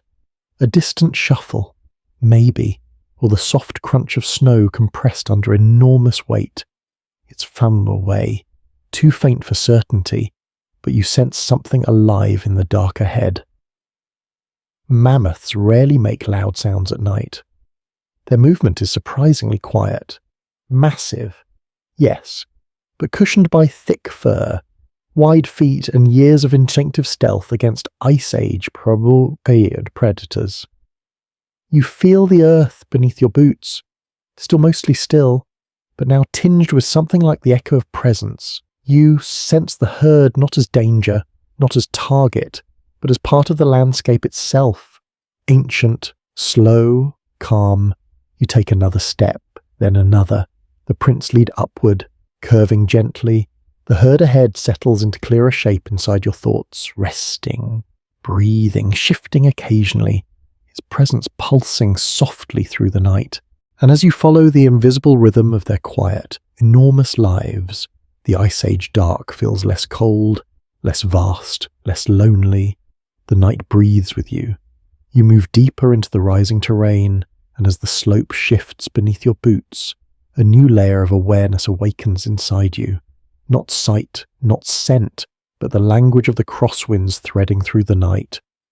They sweep across the plain in long, cold ribbons, carrying with them hints of distance, changes in temperature, buried vegetation, and the subtle presence of the herd ahead. If the stars were your map an hour ago, the wind becomes your guide now, tracing invisible paths between the land and the sky. You angle your face slightly, letting the first crosswind brush against your cheek from the left, a thin stream of air colder than the breeze behind you. That cold isn't random. It tells you the land ahead dips slightly before rising again. Wind follows the path of least resistance, flowing through valleys, funneling through canyons, sweeping across open plains. Early hunters were trained to read these patterns long before they knew any mathematics behind them. Tonight, you read them with the same instinct. Colder crosswind means lower ground. Warmer crosswind means rising terrain. Scattered crosswind means obstacles like boulders or brush clusters. The gust against your cheek now carries the crisp sting of open space. Nothing ahead to block its path. The Mammoth Trail moves through that open space with calm precision. As you follow, you sense the wind shifting again, this time brushing the right side of your face with a thicker, heavier pressure. It tells you there is a ridge to your right, something tall enough to force the airflow downward before letting it spill across the plain. You can't see the ridge yet, but you feel its presence written into the wind's curvature. Mammoths would avoid climbing steep ridges at night unless threatened, meaning the trail will likely veer left soon. Hugging the gentler slopes, you lower your head, stepping into another print as you listen to the winds blend, divide, rejoin. The night becomes full of motion, not loud, not chaotic, but layered, like soft threads weaving through a giant tapestry. Crosswinds carry scents, and you sniff gently, ignoring the cold sting. The musk of mammoths is stronger now, woven with faint traces of crushed grass and thawed earth. A mainstream fact, mammoths had thick, oily fur that trapped scent intensely, allowing their musk to travel surprisingly far on steady wind currents. That's why hunters often relied more on wind than sight to find herds at night. You breathe in again, letting the sharp cold wash through your chest. The scent is fresher than before, much fresher. You can almost tell how many individuals there are. The layers of musk, the slight differences in age, strength, and perhaps even mood. Some elders claimed they could distinguish individuals by scent, but historians still argue whether this was skilled observation or exaggerated storytelling. Tonight, though, you understand how the belief survived so long. The wind sharpens everything. Another gust pushes from behind, a lighter, gentler wind compared to the crosswinds. This tailwind carries faint warmth from your group, mingled with the cold of the plain. You use it to gauge their position. No one has fallen behind. Their breathing stays steady. The elder at the back still maintains his slow, deliberate rhythm. The youngest hunter's breath grows quieter. He's learning to control it, to match the silence demanded by the narrowing distance between you and the herd. You keep your stride even, your posture low, letting the wind run above your head like a stream flowing over a stone. The crosswind from the right shifts again, this time sharper, cut with a thin, slicing sound as it rushes past the ridge you sensed earlier. You tilt your head and listen. The pitch of the wind reveals the ridge's texture.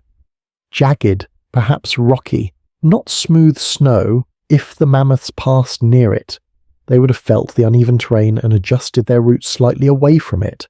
You glance at the prints. They curve left in a gentle arc, exactly as predicted. The wind and the herd speak the same language. Another breeze rolls through, but this one is different. It carries an intermittent pulse, tiny bursts of colder air breaking the steady flow. You pause, testing it with your cheek, then with the back of your hand. Those tiny bursts mean shrubs ahead, low-growing frost-hardened, swaying just enough to disrupt the airflow. Mammoths often rub against such shrubs to shake ice from their fur, or scratch an itch they can't reach. You step into the next print and scan the dark ahead. You can't see the shrubs yet, but you know they're there. Sure enough, a few steps later, your boot brushes a stiff branch poking through the snow. You crouch, touching it lightly. The branch is snapped at the tip, not by wind, but by something heavy brushing past. Another mammoth sign, subtle but certain. You rise and continue. The crosswinds grow stronger, swirling gently in a wide arc across your path. You brace yourself, widening your stance slightly. Wind patterns like this usually mean the land ahead opens into a broad basin, a shallow depression before rising again. Mammoths prefer such terrain. The basin shields them from wind, offers a slightly warmer microclimate, and often harbours hidden patches of grass beneath the snow. You follow the trail downward into the basin, feeling the cold shift around your ankles as the wind thins at the bottom. Here, the air grows strangely still, trapped between two gentle slopes. The scent of mammoths lingers heavily, pooling like masikog mist. Your group senses it too. You hear a subtle intake of breath behind you, a careful exhale, a faint tightening of boots on snow. They don't need to see the herd. They feel its nearness through the thickness of the scent and the quiet of the basin. Then a new wind flows in, a broad, sweeping gust that stretches across the entire plain from the northwest. It carries a deep, earthy chill that makes the hair on your arms rise beneath your coat. This is no ordinary gust. This is the kind of wind that rolls down from high ground, the kind that pours across slopes where mammoths often rest at night. You inhale the breeze slowly. It carries the unmistakable heat of large bodies sleeping, just a trace, barely detectable, but undeniable. You've smelled it before, you know what it means. The herd is resting, not walking, not shifting. Resting. The crosswinds carry their warmth to you like smoke drifting from a distant fear. You take one more step into a print and feel the ground grow subtly softer, not dangerously so, but enough to suggest that the herd gathered in this basin recently before moving up the opposite slope. You tilt your head, letting the wind thread through your hair. The gust grows steadier, as if the slope ahead is funneling its air downward in a continuous stream. That means the herd picked a resting place halfway up the rise, high enough for safety, low enough to block the strongest winds. Mammoths were masters of energy conservation. They didn't waste strength on pointless climbs or exposed rests. You follow their logic again, stepping toward the slope.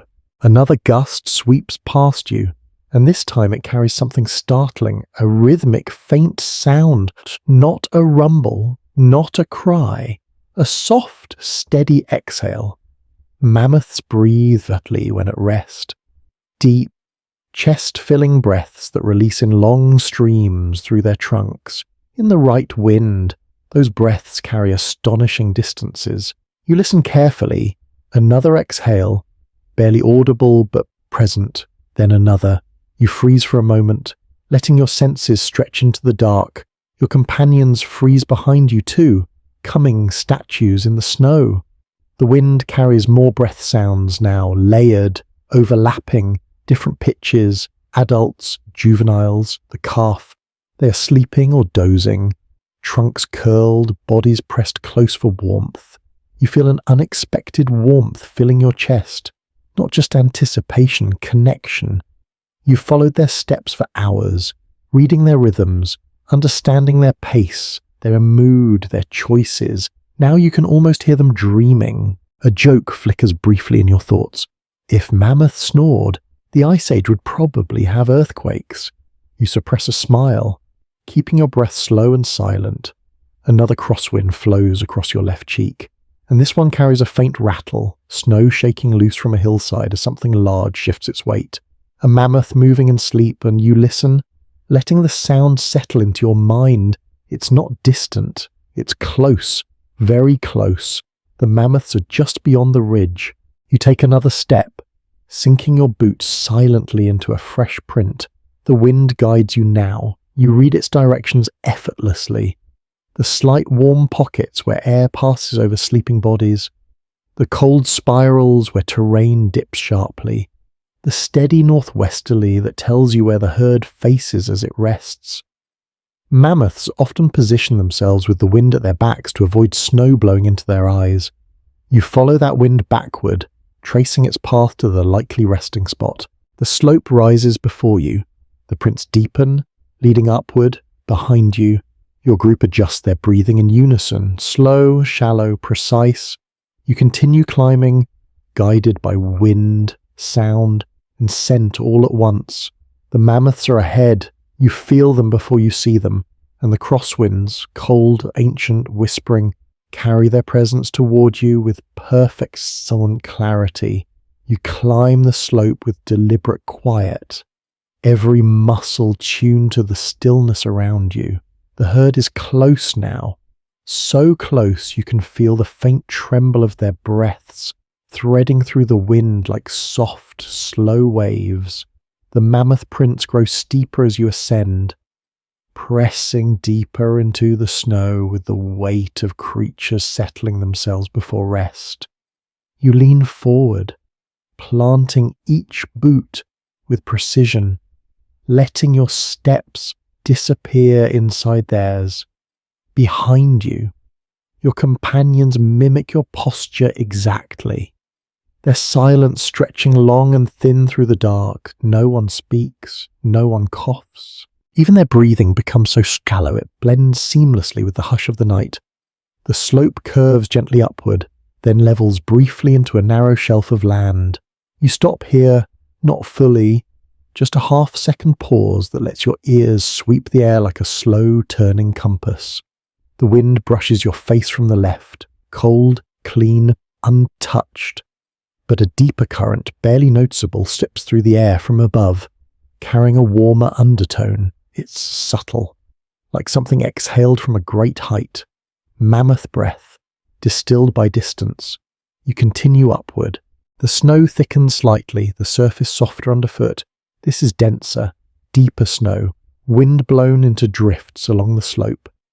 Mammoths dislike stepping in deep snow. They avoid it whenever possible. Their prints skirt the edges of the drift, following a narrow band of firmer ground. You step onto that band too, feeling the packed snow.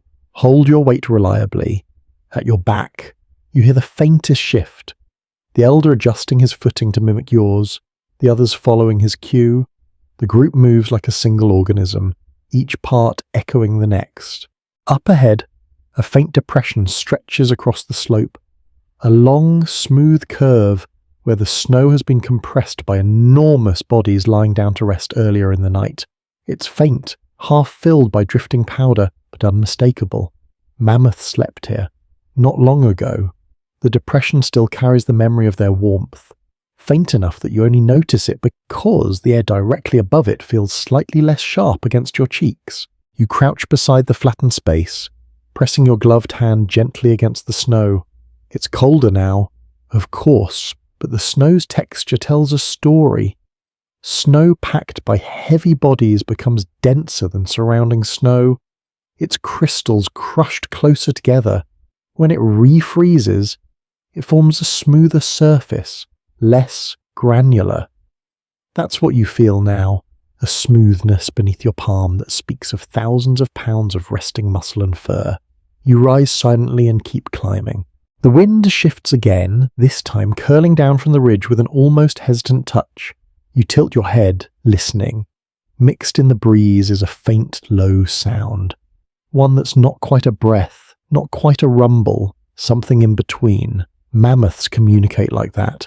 Soft vibrations in their chests that travel far even when their mouths don't move. Mainstream paleobiology suggests these infrasonic calls could travel several kilometers under the right conditions. Tonight, the cold air and packed snow make the conditions ideal.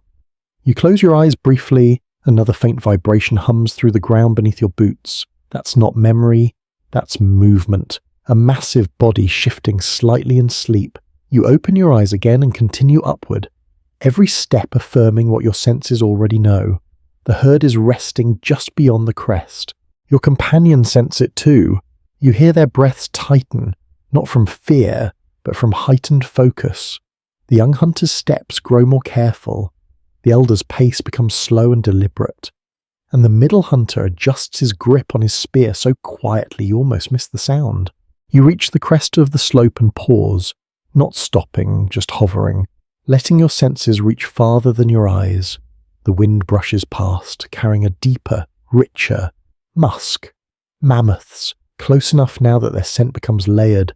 Earth, fur, warmth, crushed foliage, snow that's melted slightly under their bodies before refreezing. You step forward again, cresting the ridge fully, and then you see them, not clearly at first, just dark shapes in the silvered moonlight. Massive silhouettes curled into the hollows of the upper slope. They lie in a loose arc, their forms rising like low hills above the ground. Even at rest, they are magnificent. Enormous humps of fur and muscle, backs rising and falling in slow, steady rhythm. Their tusks curve like pale crescents, catching the moon's glow. Some rest with trunks coiled beneath their heads, others with trunks sprawled gently across the snow.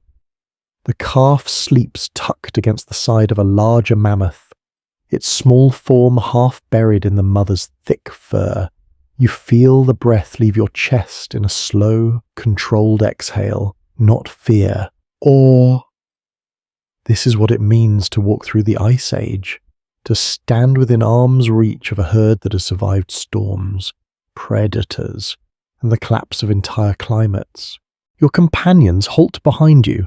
No one makes a sound. The night around the Mammoths is so still it feels sacred, like stepping into the center of a vast, ancient heartbeat. You crouch slightly to lower your silhouette against the snow. The others do the same. The wind wraps around the herd in slow spirals, carrying their warmth outward in delicate threads that reach your face like a whisper. Their breaths rise into the night as faint clouds, so subtle you notice them only because the moonlight catches them at the edges. You study the herd's arrangement. The matriarch lies closest to the slope's highest point, facing outward, watching over the others even in sleep. Her tusks gleam like carved ivory in the moonlight. Long and elegant, you can see the deep wrinkles in her trunk, the thickness of her fur, the slight twitch of her ears as the wind brushes past. To her left, 2 adult females lie back to back, their bodies forming a solid barrier against the cold. Behind them, a juvenile shifts in its sleep, kicking one massive hind leg gently before settling again. The calf breathes in, soft, rapid bursts, curling deeper against its mother's flank. You take in every detail. This is information you'll need. Behavior, placement, alertness, mood. A relaxed herd is predictable. A tense herd is dangerous. But everything here feels calm, still, deeply peaceful. You shift your weight slightly, feeling the snow compress silently beneath you. Even the tiniest sound matters now. Mammoths may sleep deeply, but they wake instantly at shifts in vibration. You remain motionless for a few seconds, letting your heartbeat slow. Behind you, your companions mirror your stillness. One memory floats into your mind, an elder describing how mammoths slept in the old times. They dream with their eyes half open, he'd said, because even in sleep, they remember the world can change without warning. Scholars still debate the nature of mammoth sleep cycles. Some believe they slept standing, others lying down like elephants. But nights like this reveal the truth. Mammoths rested in whatever way felt safe. And tonight, this herd feels safe. The wind shifts again, brushing down the slope with a gentler hand. You listen to the sound it makes as it passes through the mammoth's fur, like a soft rustle, almost like someone smoothing a heavy blanket. The fur moves in slow waves, catching the moonlight, shimmering faintly. You imagine touching it, thick, coarse guard hairs on the outside, soft insulating underfur beneath. Hunters rarely touched living mammoths. It wasn't safe, but seeing them like this makes you understand why some ancient stories referred to mammoths as fur mountains. You step forward 1 inch, then another, not to approach, just to position yourself to read the terrain. The slope dips ahead into a shallow bowl, sheltered from the strongest winds, a perfect resting place. The herd chose well. Behind them, a rise shields them from the north winds. To their left, a cluster of frost-coated shrubs breaks the crosswinds. The moonlight above is bright but not harsh. Everything aligns for a peaceful night. You study the ground for signs of agitation. None, no deep, panicked prints, no broken branches, no churned snow. The herd wasn't chased here. They came willingly, calmly easing into rest as the night deepened. Behind you, one of your companions shifts slightly, adjusting his stance. You hear the faint movement, barely audible, but in this silence, even that tiny sound feels like a ripple across water. You lift your hand slowly, signaling stillness. He freezes immediately. You scan the herd again. No movement. The calf shifts its trunk slightly, nudging its mother's belly as it dreams. The mother responds with a low, rumbling exhale that settles into the ground like a soft earthquake. The sound carries through your boots, through your legs, into your ribs. It is ancient and comforting. A quiet joke flickers through your mind. If lullabies existed in the Ice Age, they probably sounded like sleeping mammoths. It warms your chest, settling the tension in your shoulders. You take another slow breath, blending yours with the herd's. The wind carries their warmth forward in gentle waves. Your group breathes in unison behind you. For a moment, the boundaries between human and mammoth feel thinner.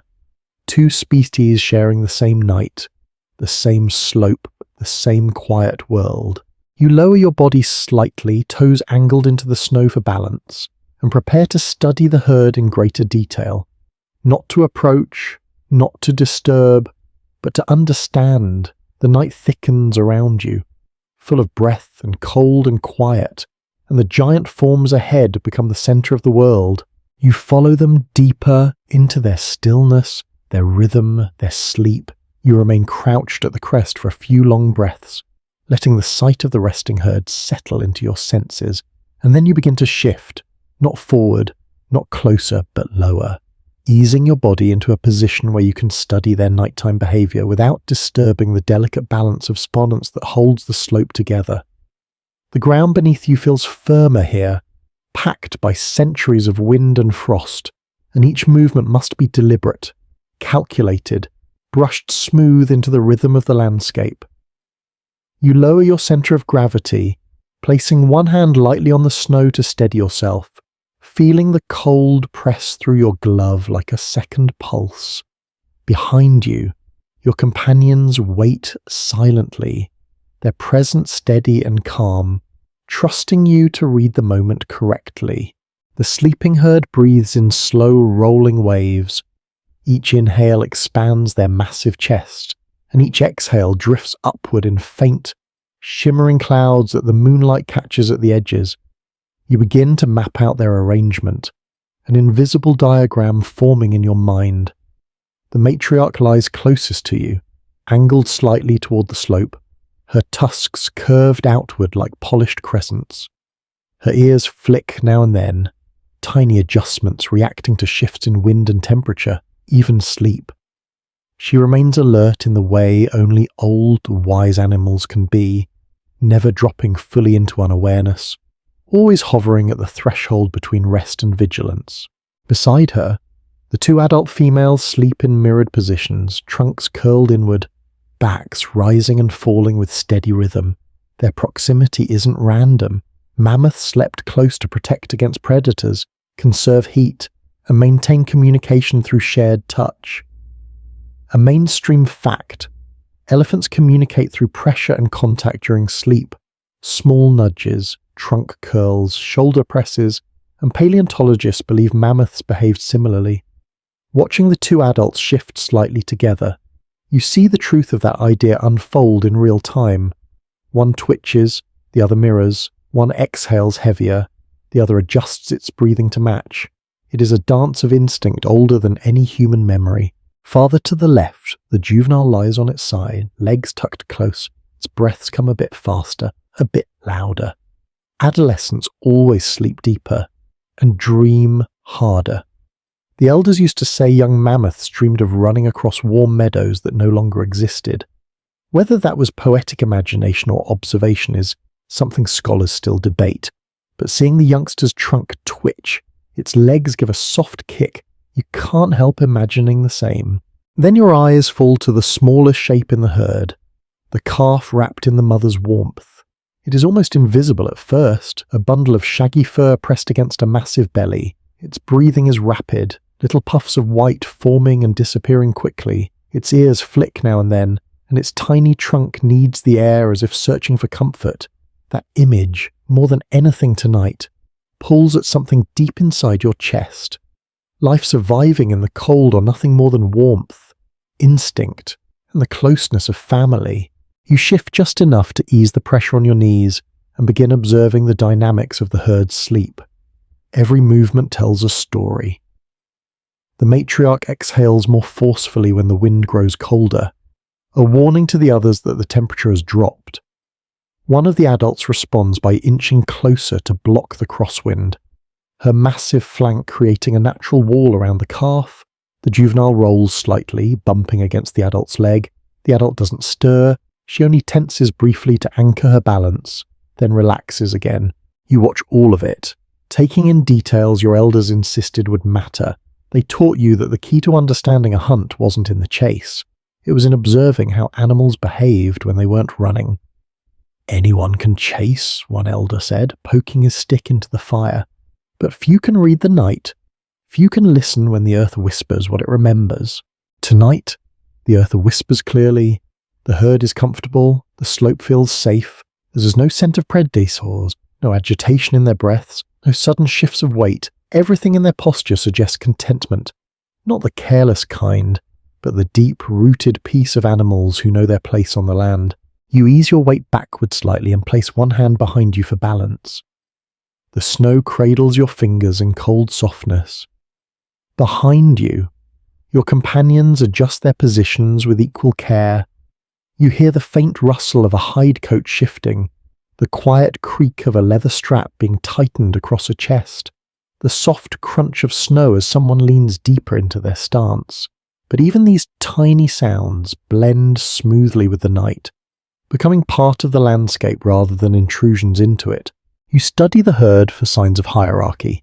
Mammoths, like elephants, maintained complex social structures, matriarchs at the head, experienced females guiding young relatives, juveniles learning their place through posture and positioning. Tonight, the roles are clear. The matriarch's head faces outward toward the open plain, her tusks angled like silent sentinels. The adult females sleep beside her, forming a protective barrier around the young.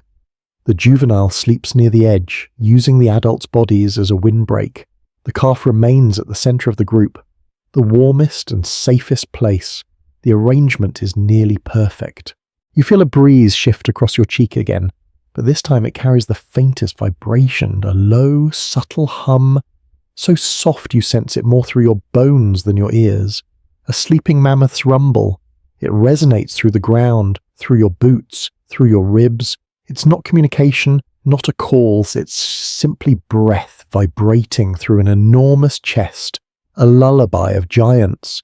You inhale slowly, matching your breath to their rhythm until your heartbeat feels synchronized with theirs. Slow, heavy, ancient.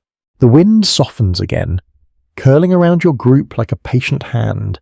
The smell of mammoth fur grows denser at the crest. Musky, earthy, warm.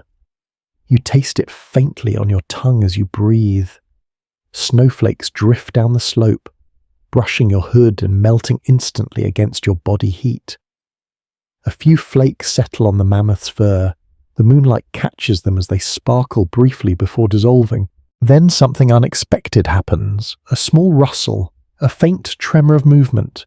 The juvenile shifts its position, lifting its head slightly. You freeze. Your companions freeze. The world freezes, but the juvenile only exhales, yawns softly and lowers its head again. The calf nudges its mother with a sleepy trunk, then curls deeper into her fur. The adult shifts her weight subtly in response but doesn't wake. The herd remains at ease. You let your shoulders relax again. The silence returns, deeper than before. A small joke drifts through your thoughts, uninvited but welcome. Even mammoths wake up in the middle of the night because someone rolled over. You suppress a smile, letting the humor dissolve into the cold air. You watch the mammoths longer, letting each breath, each twitch, each rustle sink into your awareness. You observe how the wind interacts with their bodies, how their warmth rises in invisible waves, how the snow shapes itself gently around their forms. You begin mapping escape routes, feeding paths, resting patterns, not for attack, but for understanding. The elders always said that true tracking was empathy in motion. You walk the animal's path until your mind overlaps with theirs. Tonight, for the first time, you feel that overlap fully. You lean slightly to your right, examining the slope beyond the herd. The terrain dips toward a sheltered ravine, a likely morning feeding site. Mammoths often move toward fresh brush at dawn, shaking frost from their fur as they walked. The prints to your left confirm the pattern. Some tracks curve gently toward that direction. Tomorrow, they will move again, but for now, they sleep in a perfect tableau of quiet strength. Your companions behind you begin to shift faintly, not breaking silence, just adjusting their weight to prepare for the long stillness ahead. They know you will remain here a while, watching, learning, absorbing. Tracking doesn't end when you reach the herd. It transforms, becomes observation, becomes patience, becomes a kind of reverence for the creatures who survive the same world you're trying to navigate. You take one final deep breath, filling your lungs with the cold night air mixed with the mammoth's warmth.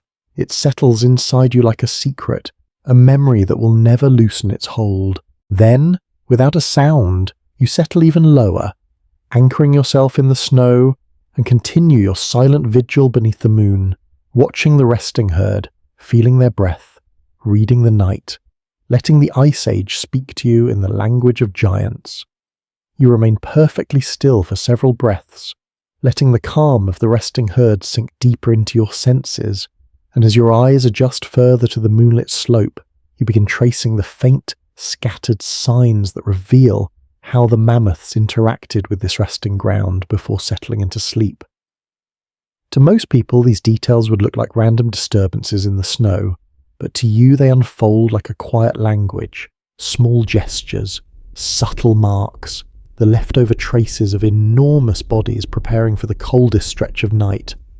You ease your weight slightly to the right, not enough to disturb the snow, just enough to shift pressure from your knees, and your gaze begins to follow the cluster of impressions near the matriarch.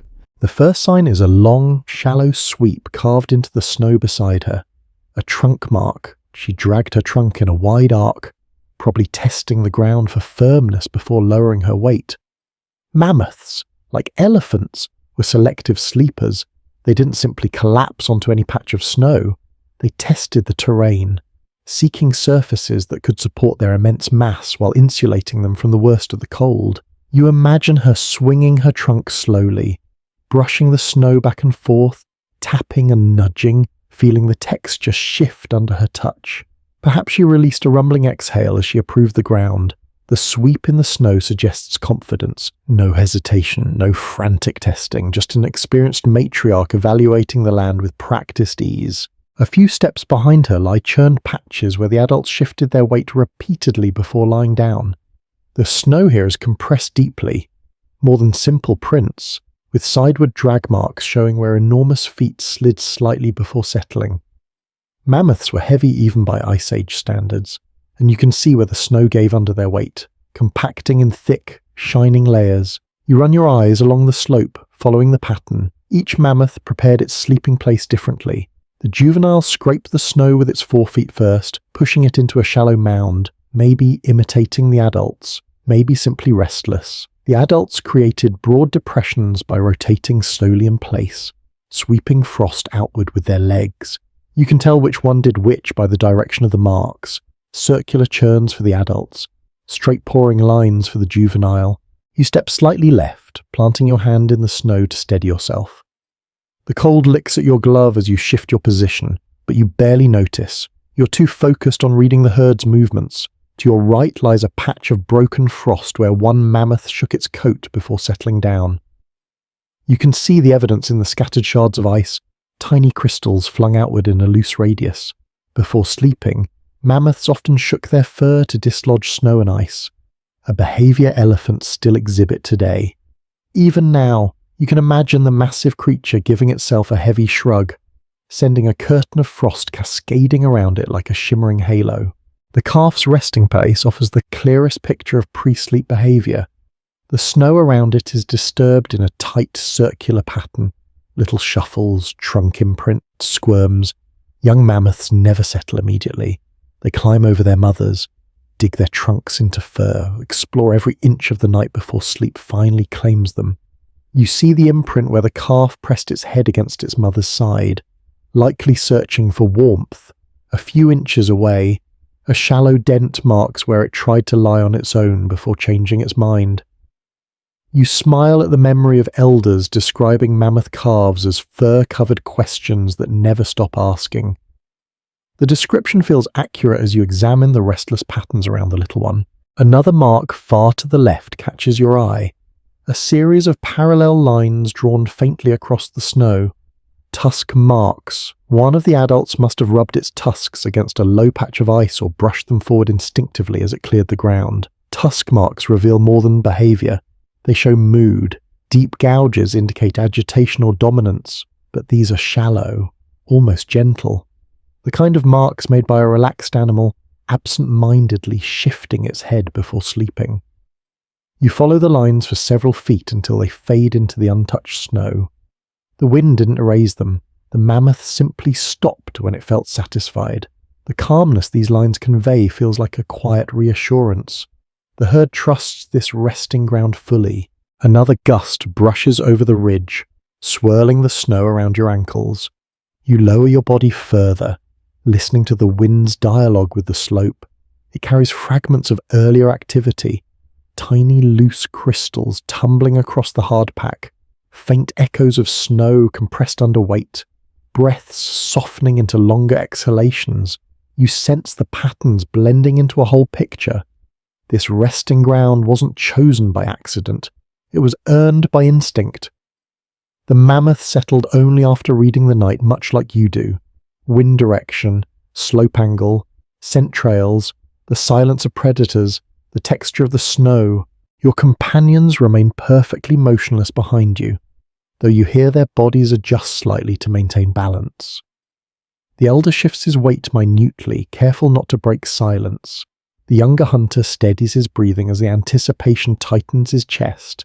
The middle hunter leans closer to you, instinctively seeking your reading of the scene. You feel their quiet presence like a constellation at your back, each star fixed in its place, shining guidance without making a sound.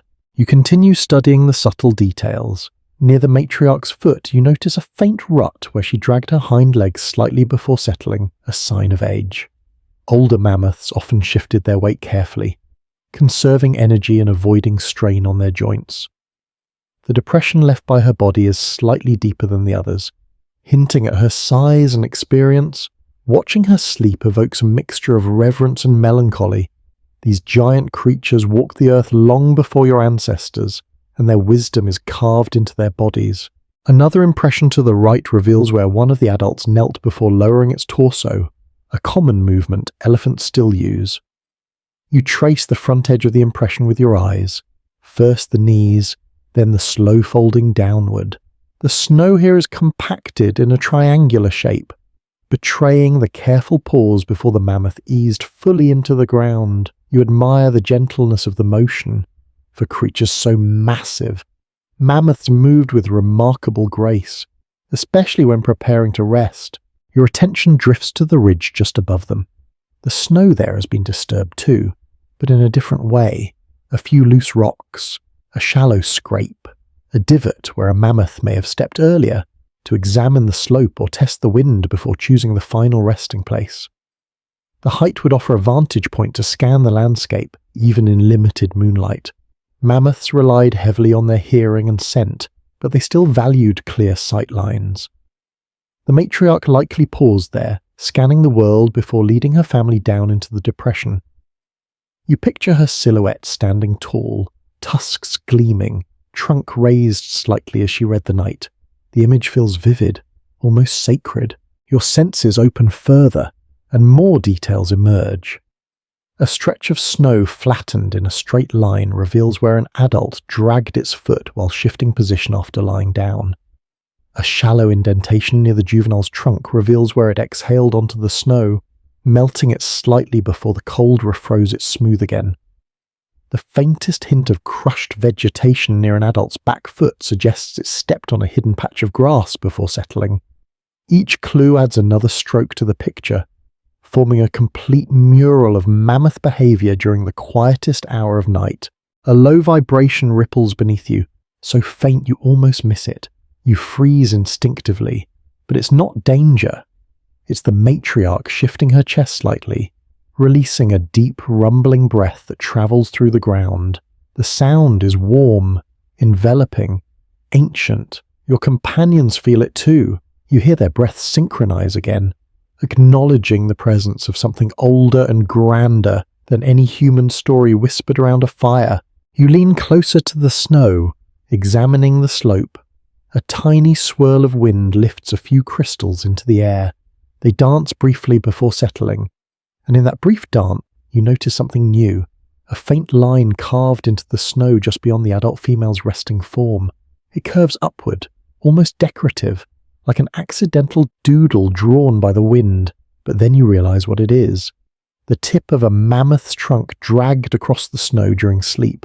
A dream gesture, a subconscious motion. Mammoths, highly social, deeply emotional creatures, sometimes move their trunks in sleep the same way humans shift their hands or murmur through dreams.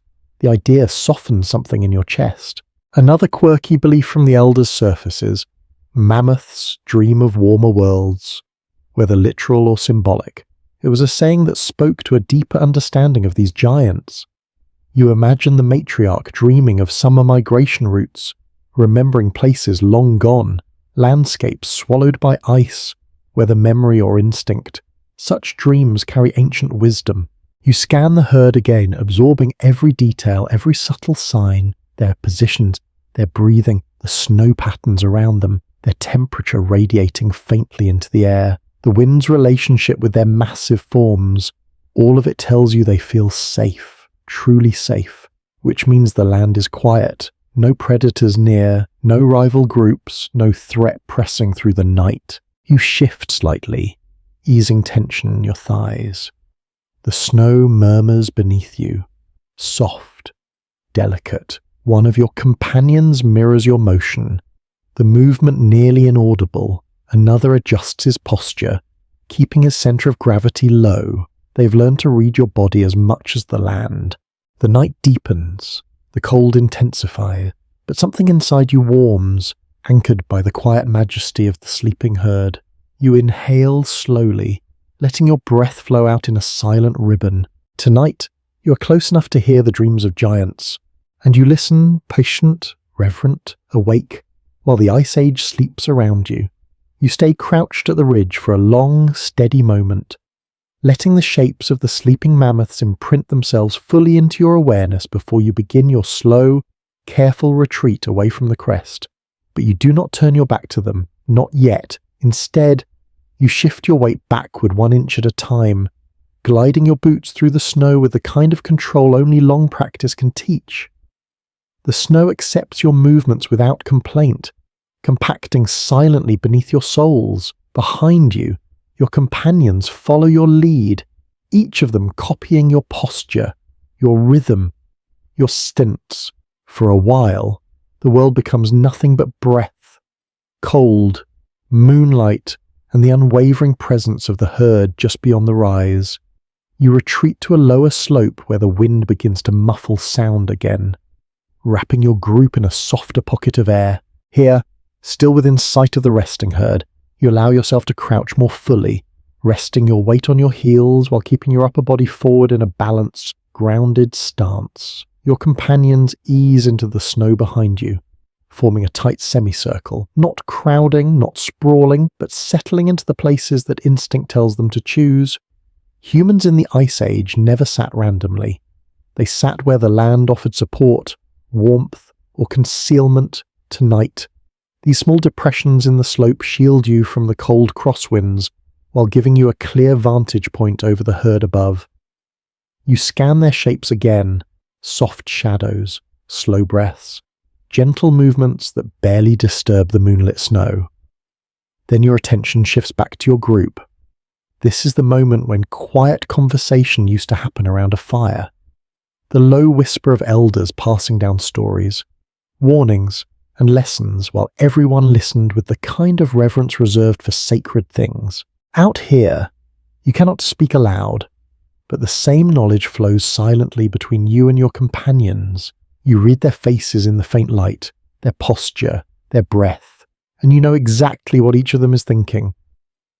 The youngest hunter shifts first, sinking deeper into the snow as he tries to find a stable position for his legs. His eyes track the herd with reverence, awe, and a quiet fear he tries hard to disguise. The middle hunter, more experienced, maintains a calm, steady focus, but his hands tighten around the shaft of his spear, not from anxiety, but from the familiar weight of responsibility. The elder, settled at the far right of the group and sits motionless except for the subtle rise and fall of his chest. His eyes, barely visible beneath the shadow of his hood, study the herd with the serene patience of someone who has watched mammoths sleep 100 times before. You take a slow breath, letting the cold settle deep in your chest. The air tastes clean, thin, ancient, almost metallic. You exhale slowly, watching the faint cloud drift upward before dissolving. There is a ritual to this stillness, an unspoken rhythm shared by hunters across countless generations. This is not the pause before action, it is the pause before understanding. The elders always said that tracking a herd wasn't just about finding them, it was about learning from them. If you follow giants, one elder whispered once, you honor them by hearing what they teach when the world is quiet. So you listen, your gaze returns to the herd, the matriarch shifts slightly, her massive body rolling just enough to adjust the weight on her hip. The snow beneath her compresses with a soft, muted sigh. The calf stirs in response, pressing its trunk deeper into its mother's fur, nudging blindly until it finds a comfortable spot again. One of the adult females exhales sharply, releasing a long plume of air that curls into the night. The juvenile stretches a leg reflexively, brushing its foot through a thin layer of frost. These small movements paint a living picture of mammoth rest cycles, deep sleep interrupted by short semi-alert phases, coordinated shifts to maintain warmth, constant awareness of wind direction, even in dreams. The wind shifts slightly, and you turn your ear toward it. The newest current carries a thread of warmth mixed with the icy breath of the plains. The warmth doesn't come from your group, it comes from the mammoths, a faint heat radiating into the air above them. Even from this distance, you can sense pockets of warmer air rising from their clustered forms. Mammoths generated astonishing heat due to their enormous size and dense fur. The cold struggled to steal it. You imagine touching one, not as a hunter, but as a curious observer, feeling steam rising from its coat like mist from a hot spring. A soft joke flickers through your thoughts. Standing next to a mammoth is probably the Ice Age version of central heating. You don't allow the smile to reach your face, but the warmth of the thought settles pleasantly inside your chest. Then you turn your attention back to your companions. This is the moment when hunters would normally share intentions, who watches, who listens, who waits, who observes, but your group doesn't need words. You can read their roles as clearly as you read the mammoth's positions. The elder will keep time, not minutes or hours, but the rhythm of night. The middle hunter will watch for wind shifts and movement. The youngest will learn, absorbing everything through widened eyes and sharpened senses. And your role is to hold the moment steady, to read the invisible threads connecting land, wind, sound, and life. You know each member of your group could do this alone, but together your presence multiplies rather than divides. The wind grows colder near your knees, swirling downward from the ridge. Snow drifts softly against your boots, whispering across the surface as the slope redirects the airflow. You listen to the subtle hiss of crystals skittering across the ground, letting the sound paint a larger picture in your mind, snow that moves in steady. Uniform streams means the wind carries no new scents, no predators approaching, no rival groups, no sudden storms forming in the distance. The night remains stable, safe, predictable. These are rare luxuries in the Ice Age, and you savor the reassurance they bring. You lean slightly forward, placing one palm against the snow to balance yourself as you rise just enough to observe the herd's surroundings. The slope below them dips into a shallow basin, shielded by the ridge from the strongest winds. Beyond the basin lies a stretch of land littered with frost-covered shrubs, likely tomorrow's morning feeding ground. Further still, the plain opens into a wide expanse of moonlit tundra. No movement, no shadow shifting, no signs of danger. You lower yourself again behind you. Your companions shift only enough to ease the weight on their thighs. You hear the faint crackle of someone's knee warming beneath hide, the soft creak of leather as another adjusts their position. These sounds would be loud in absolute silence, but here, Cushioned by distance and the thick air near the slope, they become tiny gestures swallowed by the night. Another memory rises unbidden, your elders whispering around the fire, telling stories of Mammoth's nighttime wisdom. They sleep where the earth is old, one said, where the wind sings low, where predators avoid, not because they fear the mammoth, but because they respect their quiet. You remember laughing at the idea of predators respecting anything, but tonight, seeing the herd enveloped in moonlit calm, you begin to understand the meaning. This place feels sacred, untouched, balanced. Then you notice something that sends a ripple through your breath. The faint tracks of another animal near the basin. Not fresh, not threatening. Likely a wolf, maybe two, passing through long before the mammoths arrived. The tracks are thin, light, almost erased by drifting snow. Wolves move with incredible stealth at night, but even they avoid sleeping mammoth herds unless starving or desperate. You study the partially erased tracks. The wolves pass through calmly, no signs of stalking, no circling, just travel. That means the herd has been at peace for hours. You shift your weight back onto your heels and let out a slow exhale. The cold presses against your face, but the air feels softer now, touched by the quiet of the herd. The night loses its sharpness, taking on a muted quality, as if the world itself lowers its voice in respect, behind you. The youngest hunter's breath trembles, not from fear but from awe. You hear him try to steady it. His admiration is palpable, an unspoken reverence for the giant sleeping above. You remember your first time seeing a herd like this as a child. The overwhelming sense that you were standing in the presence of something that existed before your species understood anything about strength, community, or time. Another gust of wind sweeps across the slope, stirring loose snow into tiny spirals. They dance briefly before settling on your gloves and hood. You brush them off quietly and shift your attention back to the herd. The matriarch stretches a leg slightly, but she does not wake. One of the adults exhales a deeper breath.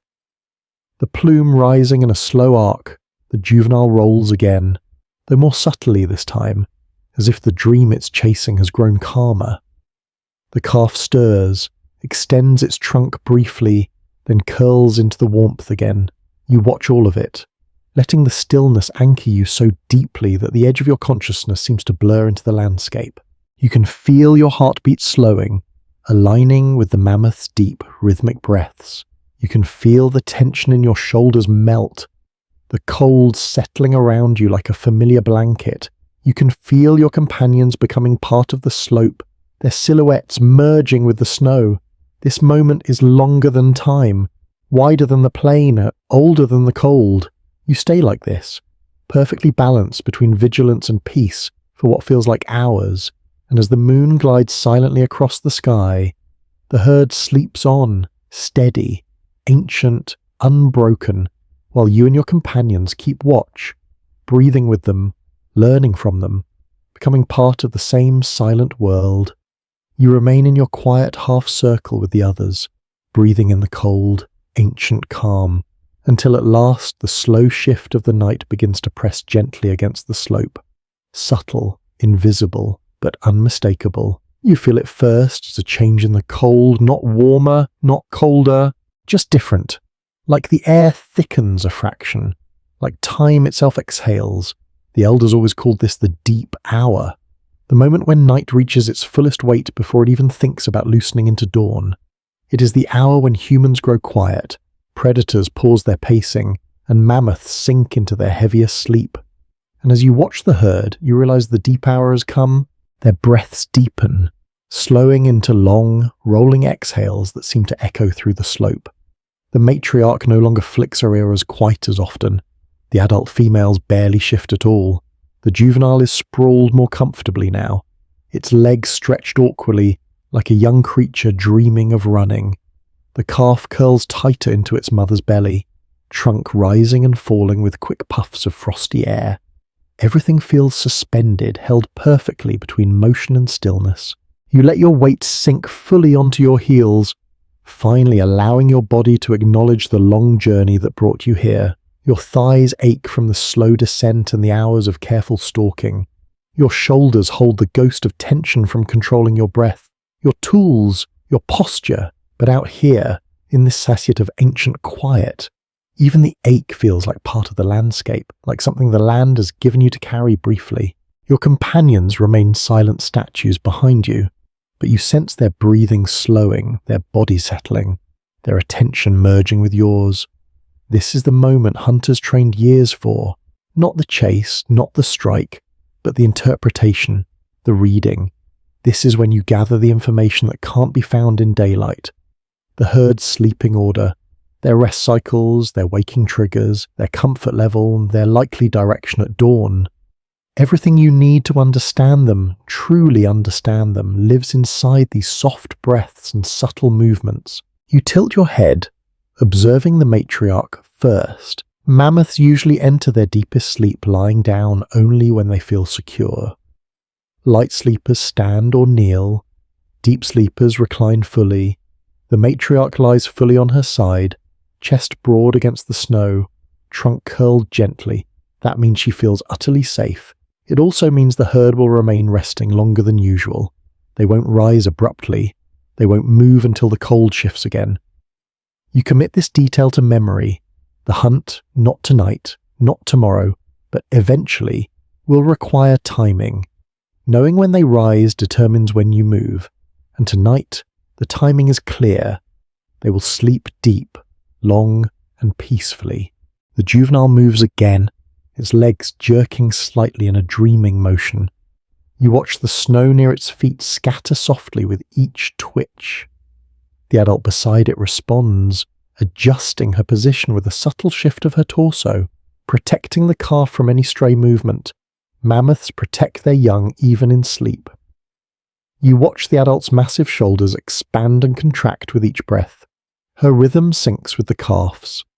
This synchronization reveals their emotional closeness, something ancient humans understood intuitively long before modern biologists called it social bonding. Another gust of wind travels down the slope, brushing across your cheeks, but it is different this time. Wider, slower, less sharp. The deep hour always softens wind, as if even the air pauses to rest. You listen intently, letting the breeze flow around your ears. It carries nothing new, no predator scent, no shifting snow, no alarm, only the warmth of the herd. As the wind settles, you begin reading the land behind the herd. You shift your gaze toward their likely travel direction at dawn. You study the faint slope, the pockets of frost-coated shrubs, the gentle dip towards the ravine below. Mammoths will rise, shake frost from their fur, and walk toward forage as soon as the first hint of grey touches the horizon. You follow the invisible path they will take, visualizing their movements, anticipating where their prints will lead. The slope is angled just slightly to guide them toward the ravine. The shrubs to the left are dense enough to attract adults searching for food. All signs point toward a shallow trail leading down into the basin. You breathe slowly, letting the map unfold inside your mind. Tomorrow, at dawn, when the mammoths rise and begin their slow march, your group will follow again, far enough to stay hidden, close enough to read their mood, but not tonight. Tonight is for observation only. You remain a witness to their dreams, not a hunter of their steps. Behind you, the youngest hunter shifts, and you feel his restless energy vibrating lightly through the snow. He wants to see more, wants to inch closer, wants to absorb every detail. You sense his eagerness like a warm pulse. You lift your hand slightly, just a tiny movement, and he stills instantly. You don't even need to look at him. He understands. This night isn't about satisfying curiosity. It's about learning patience, respecting choirs, reading the world without disturbing it. You hope he will remember this night years from now. The first time he watched a mammoth calf breathe in moonlight. The first time he felt the scale of life larger than anything he could imagine. The elder moves next. Not much. just a subtle shift of his weight from one knee to the other. He's feeling the cold in his joints.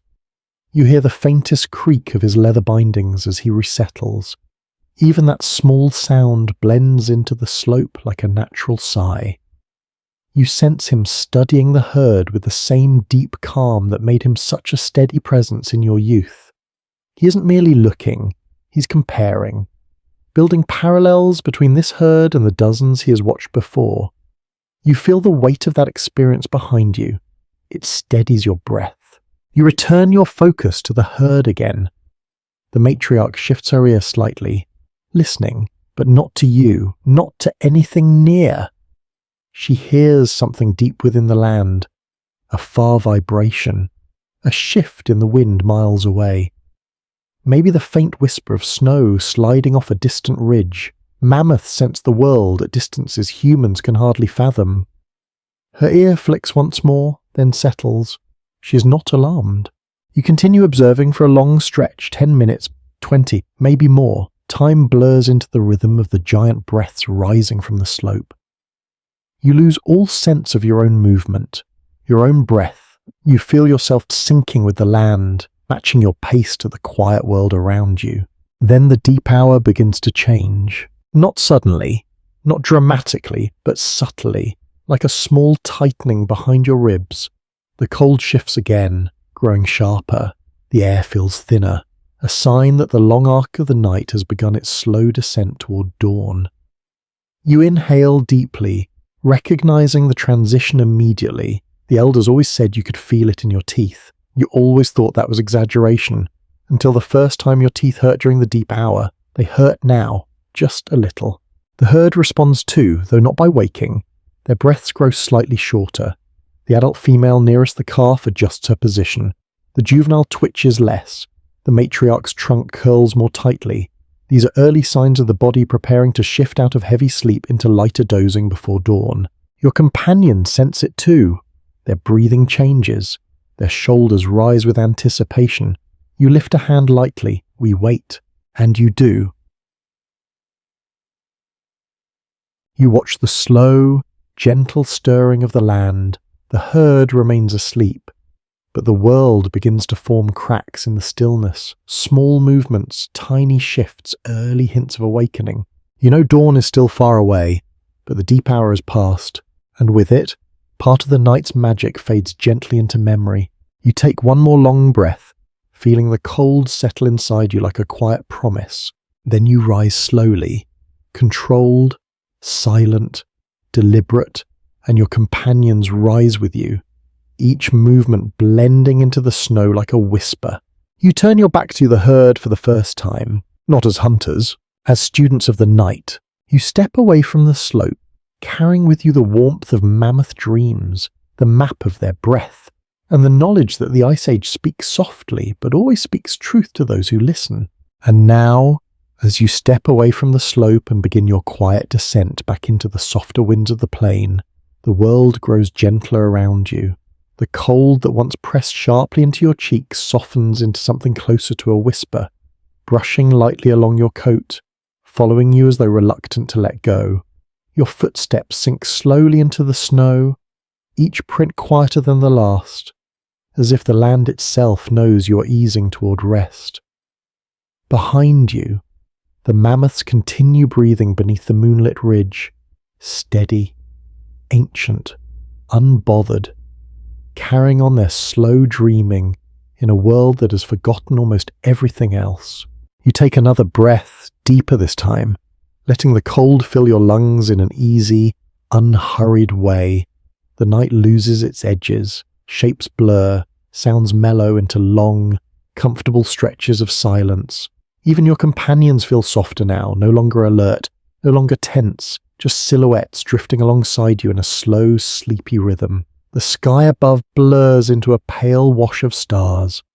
Dimming gradually as your eyes grow heavier, the air feels warmer around your neck, as if some of the mammoth's heat still lingers on your coat. You keep walking, slowly, gently, until the ridge and the giants resting atop it become part of the distance, softened into a memory you'll revisit only when the night is quiet enough to hold it.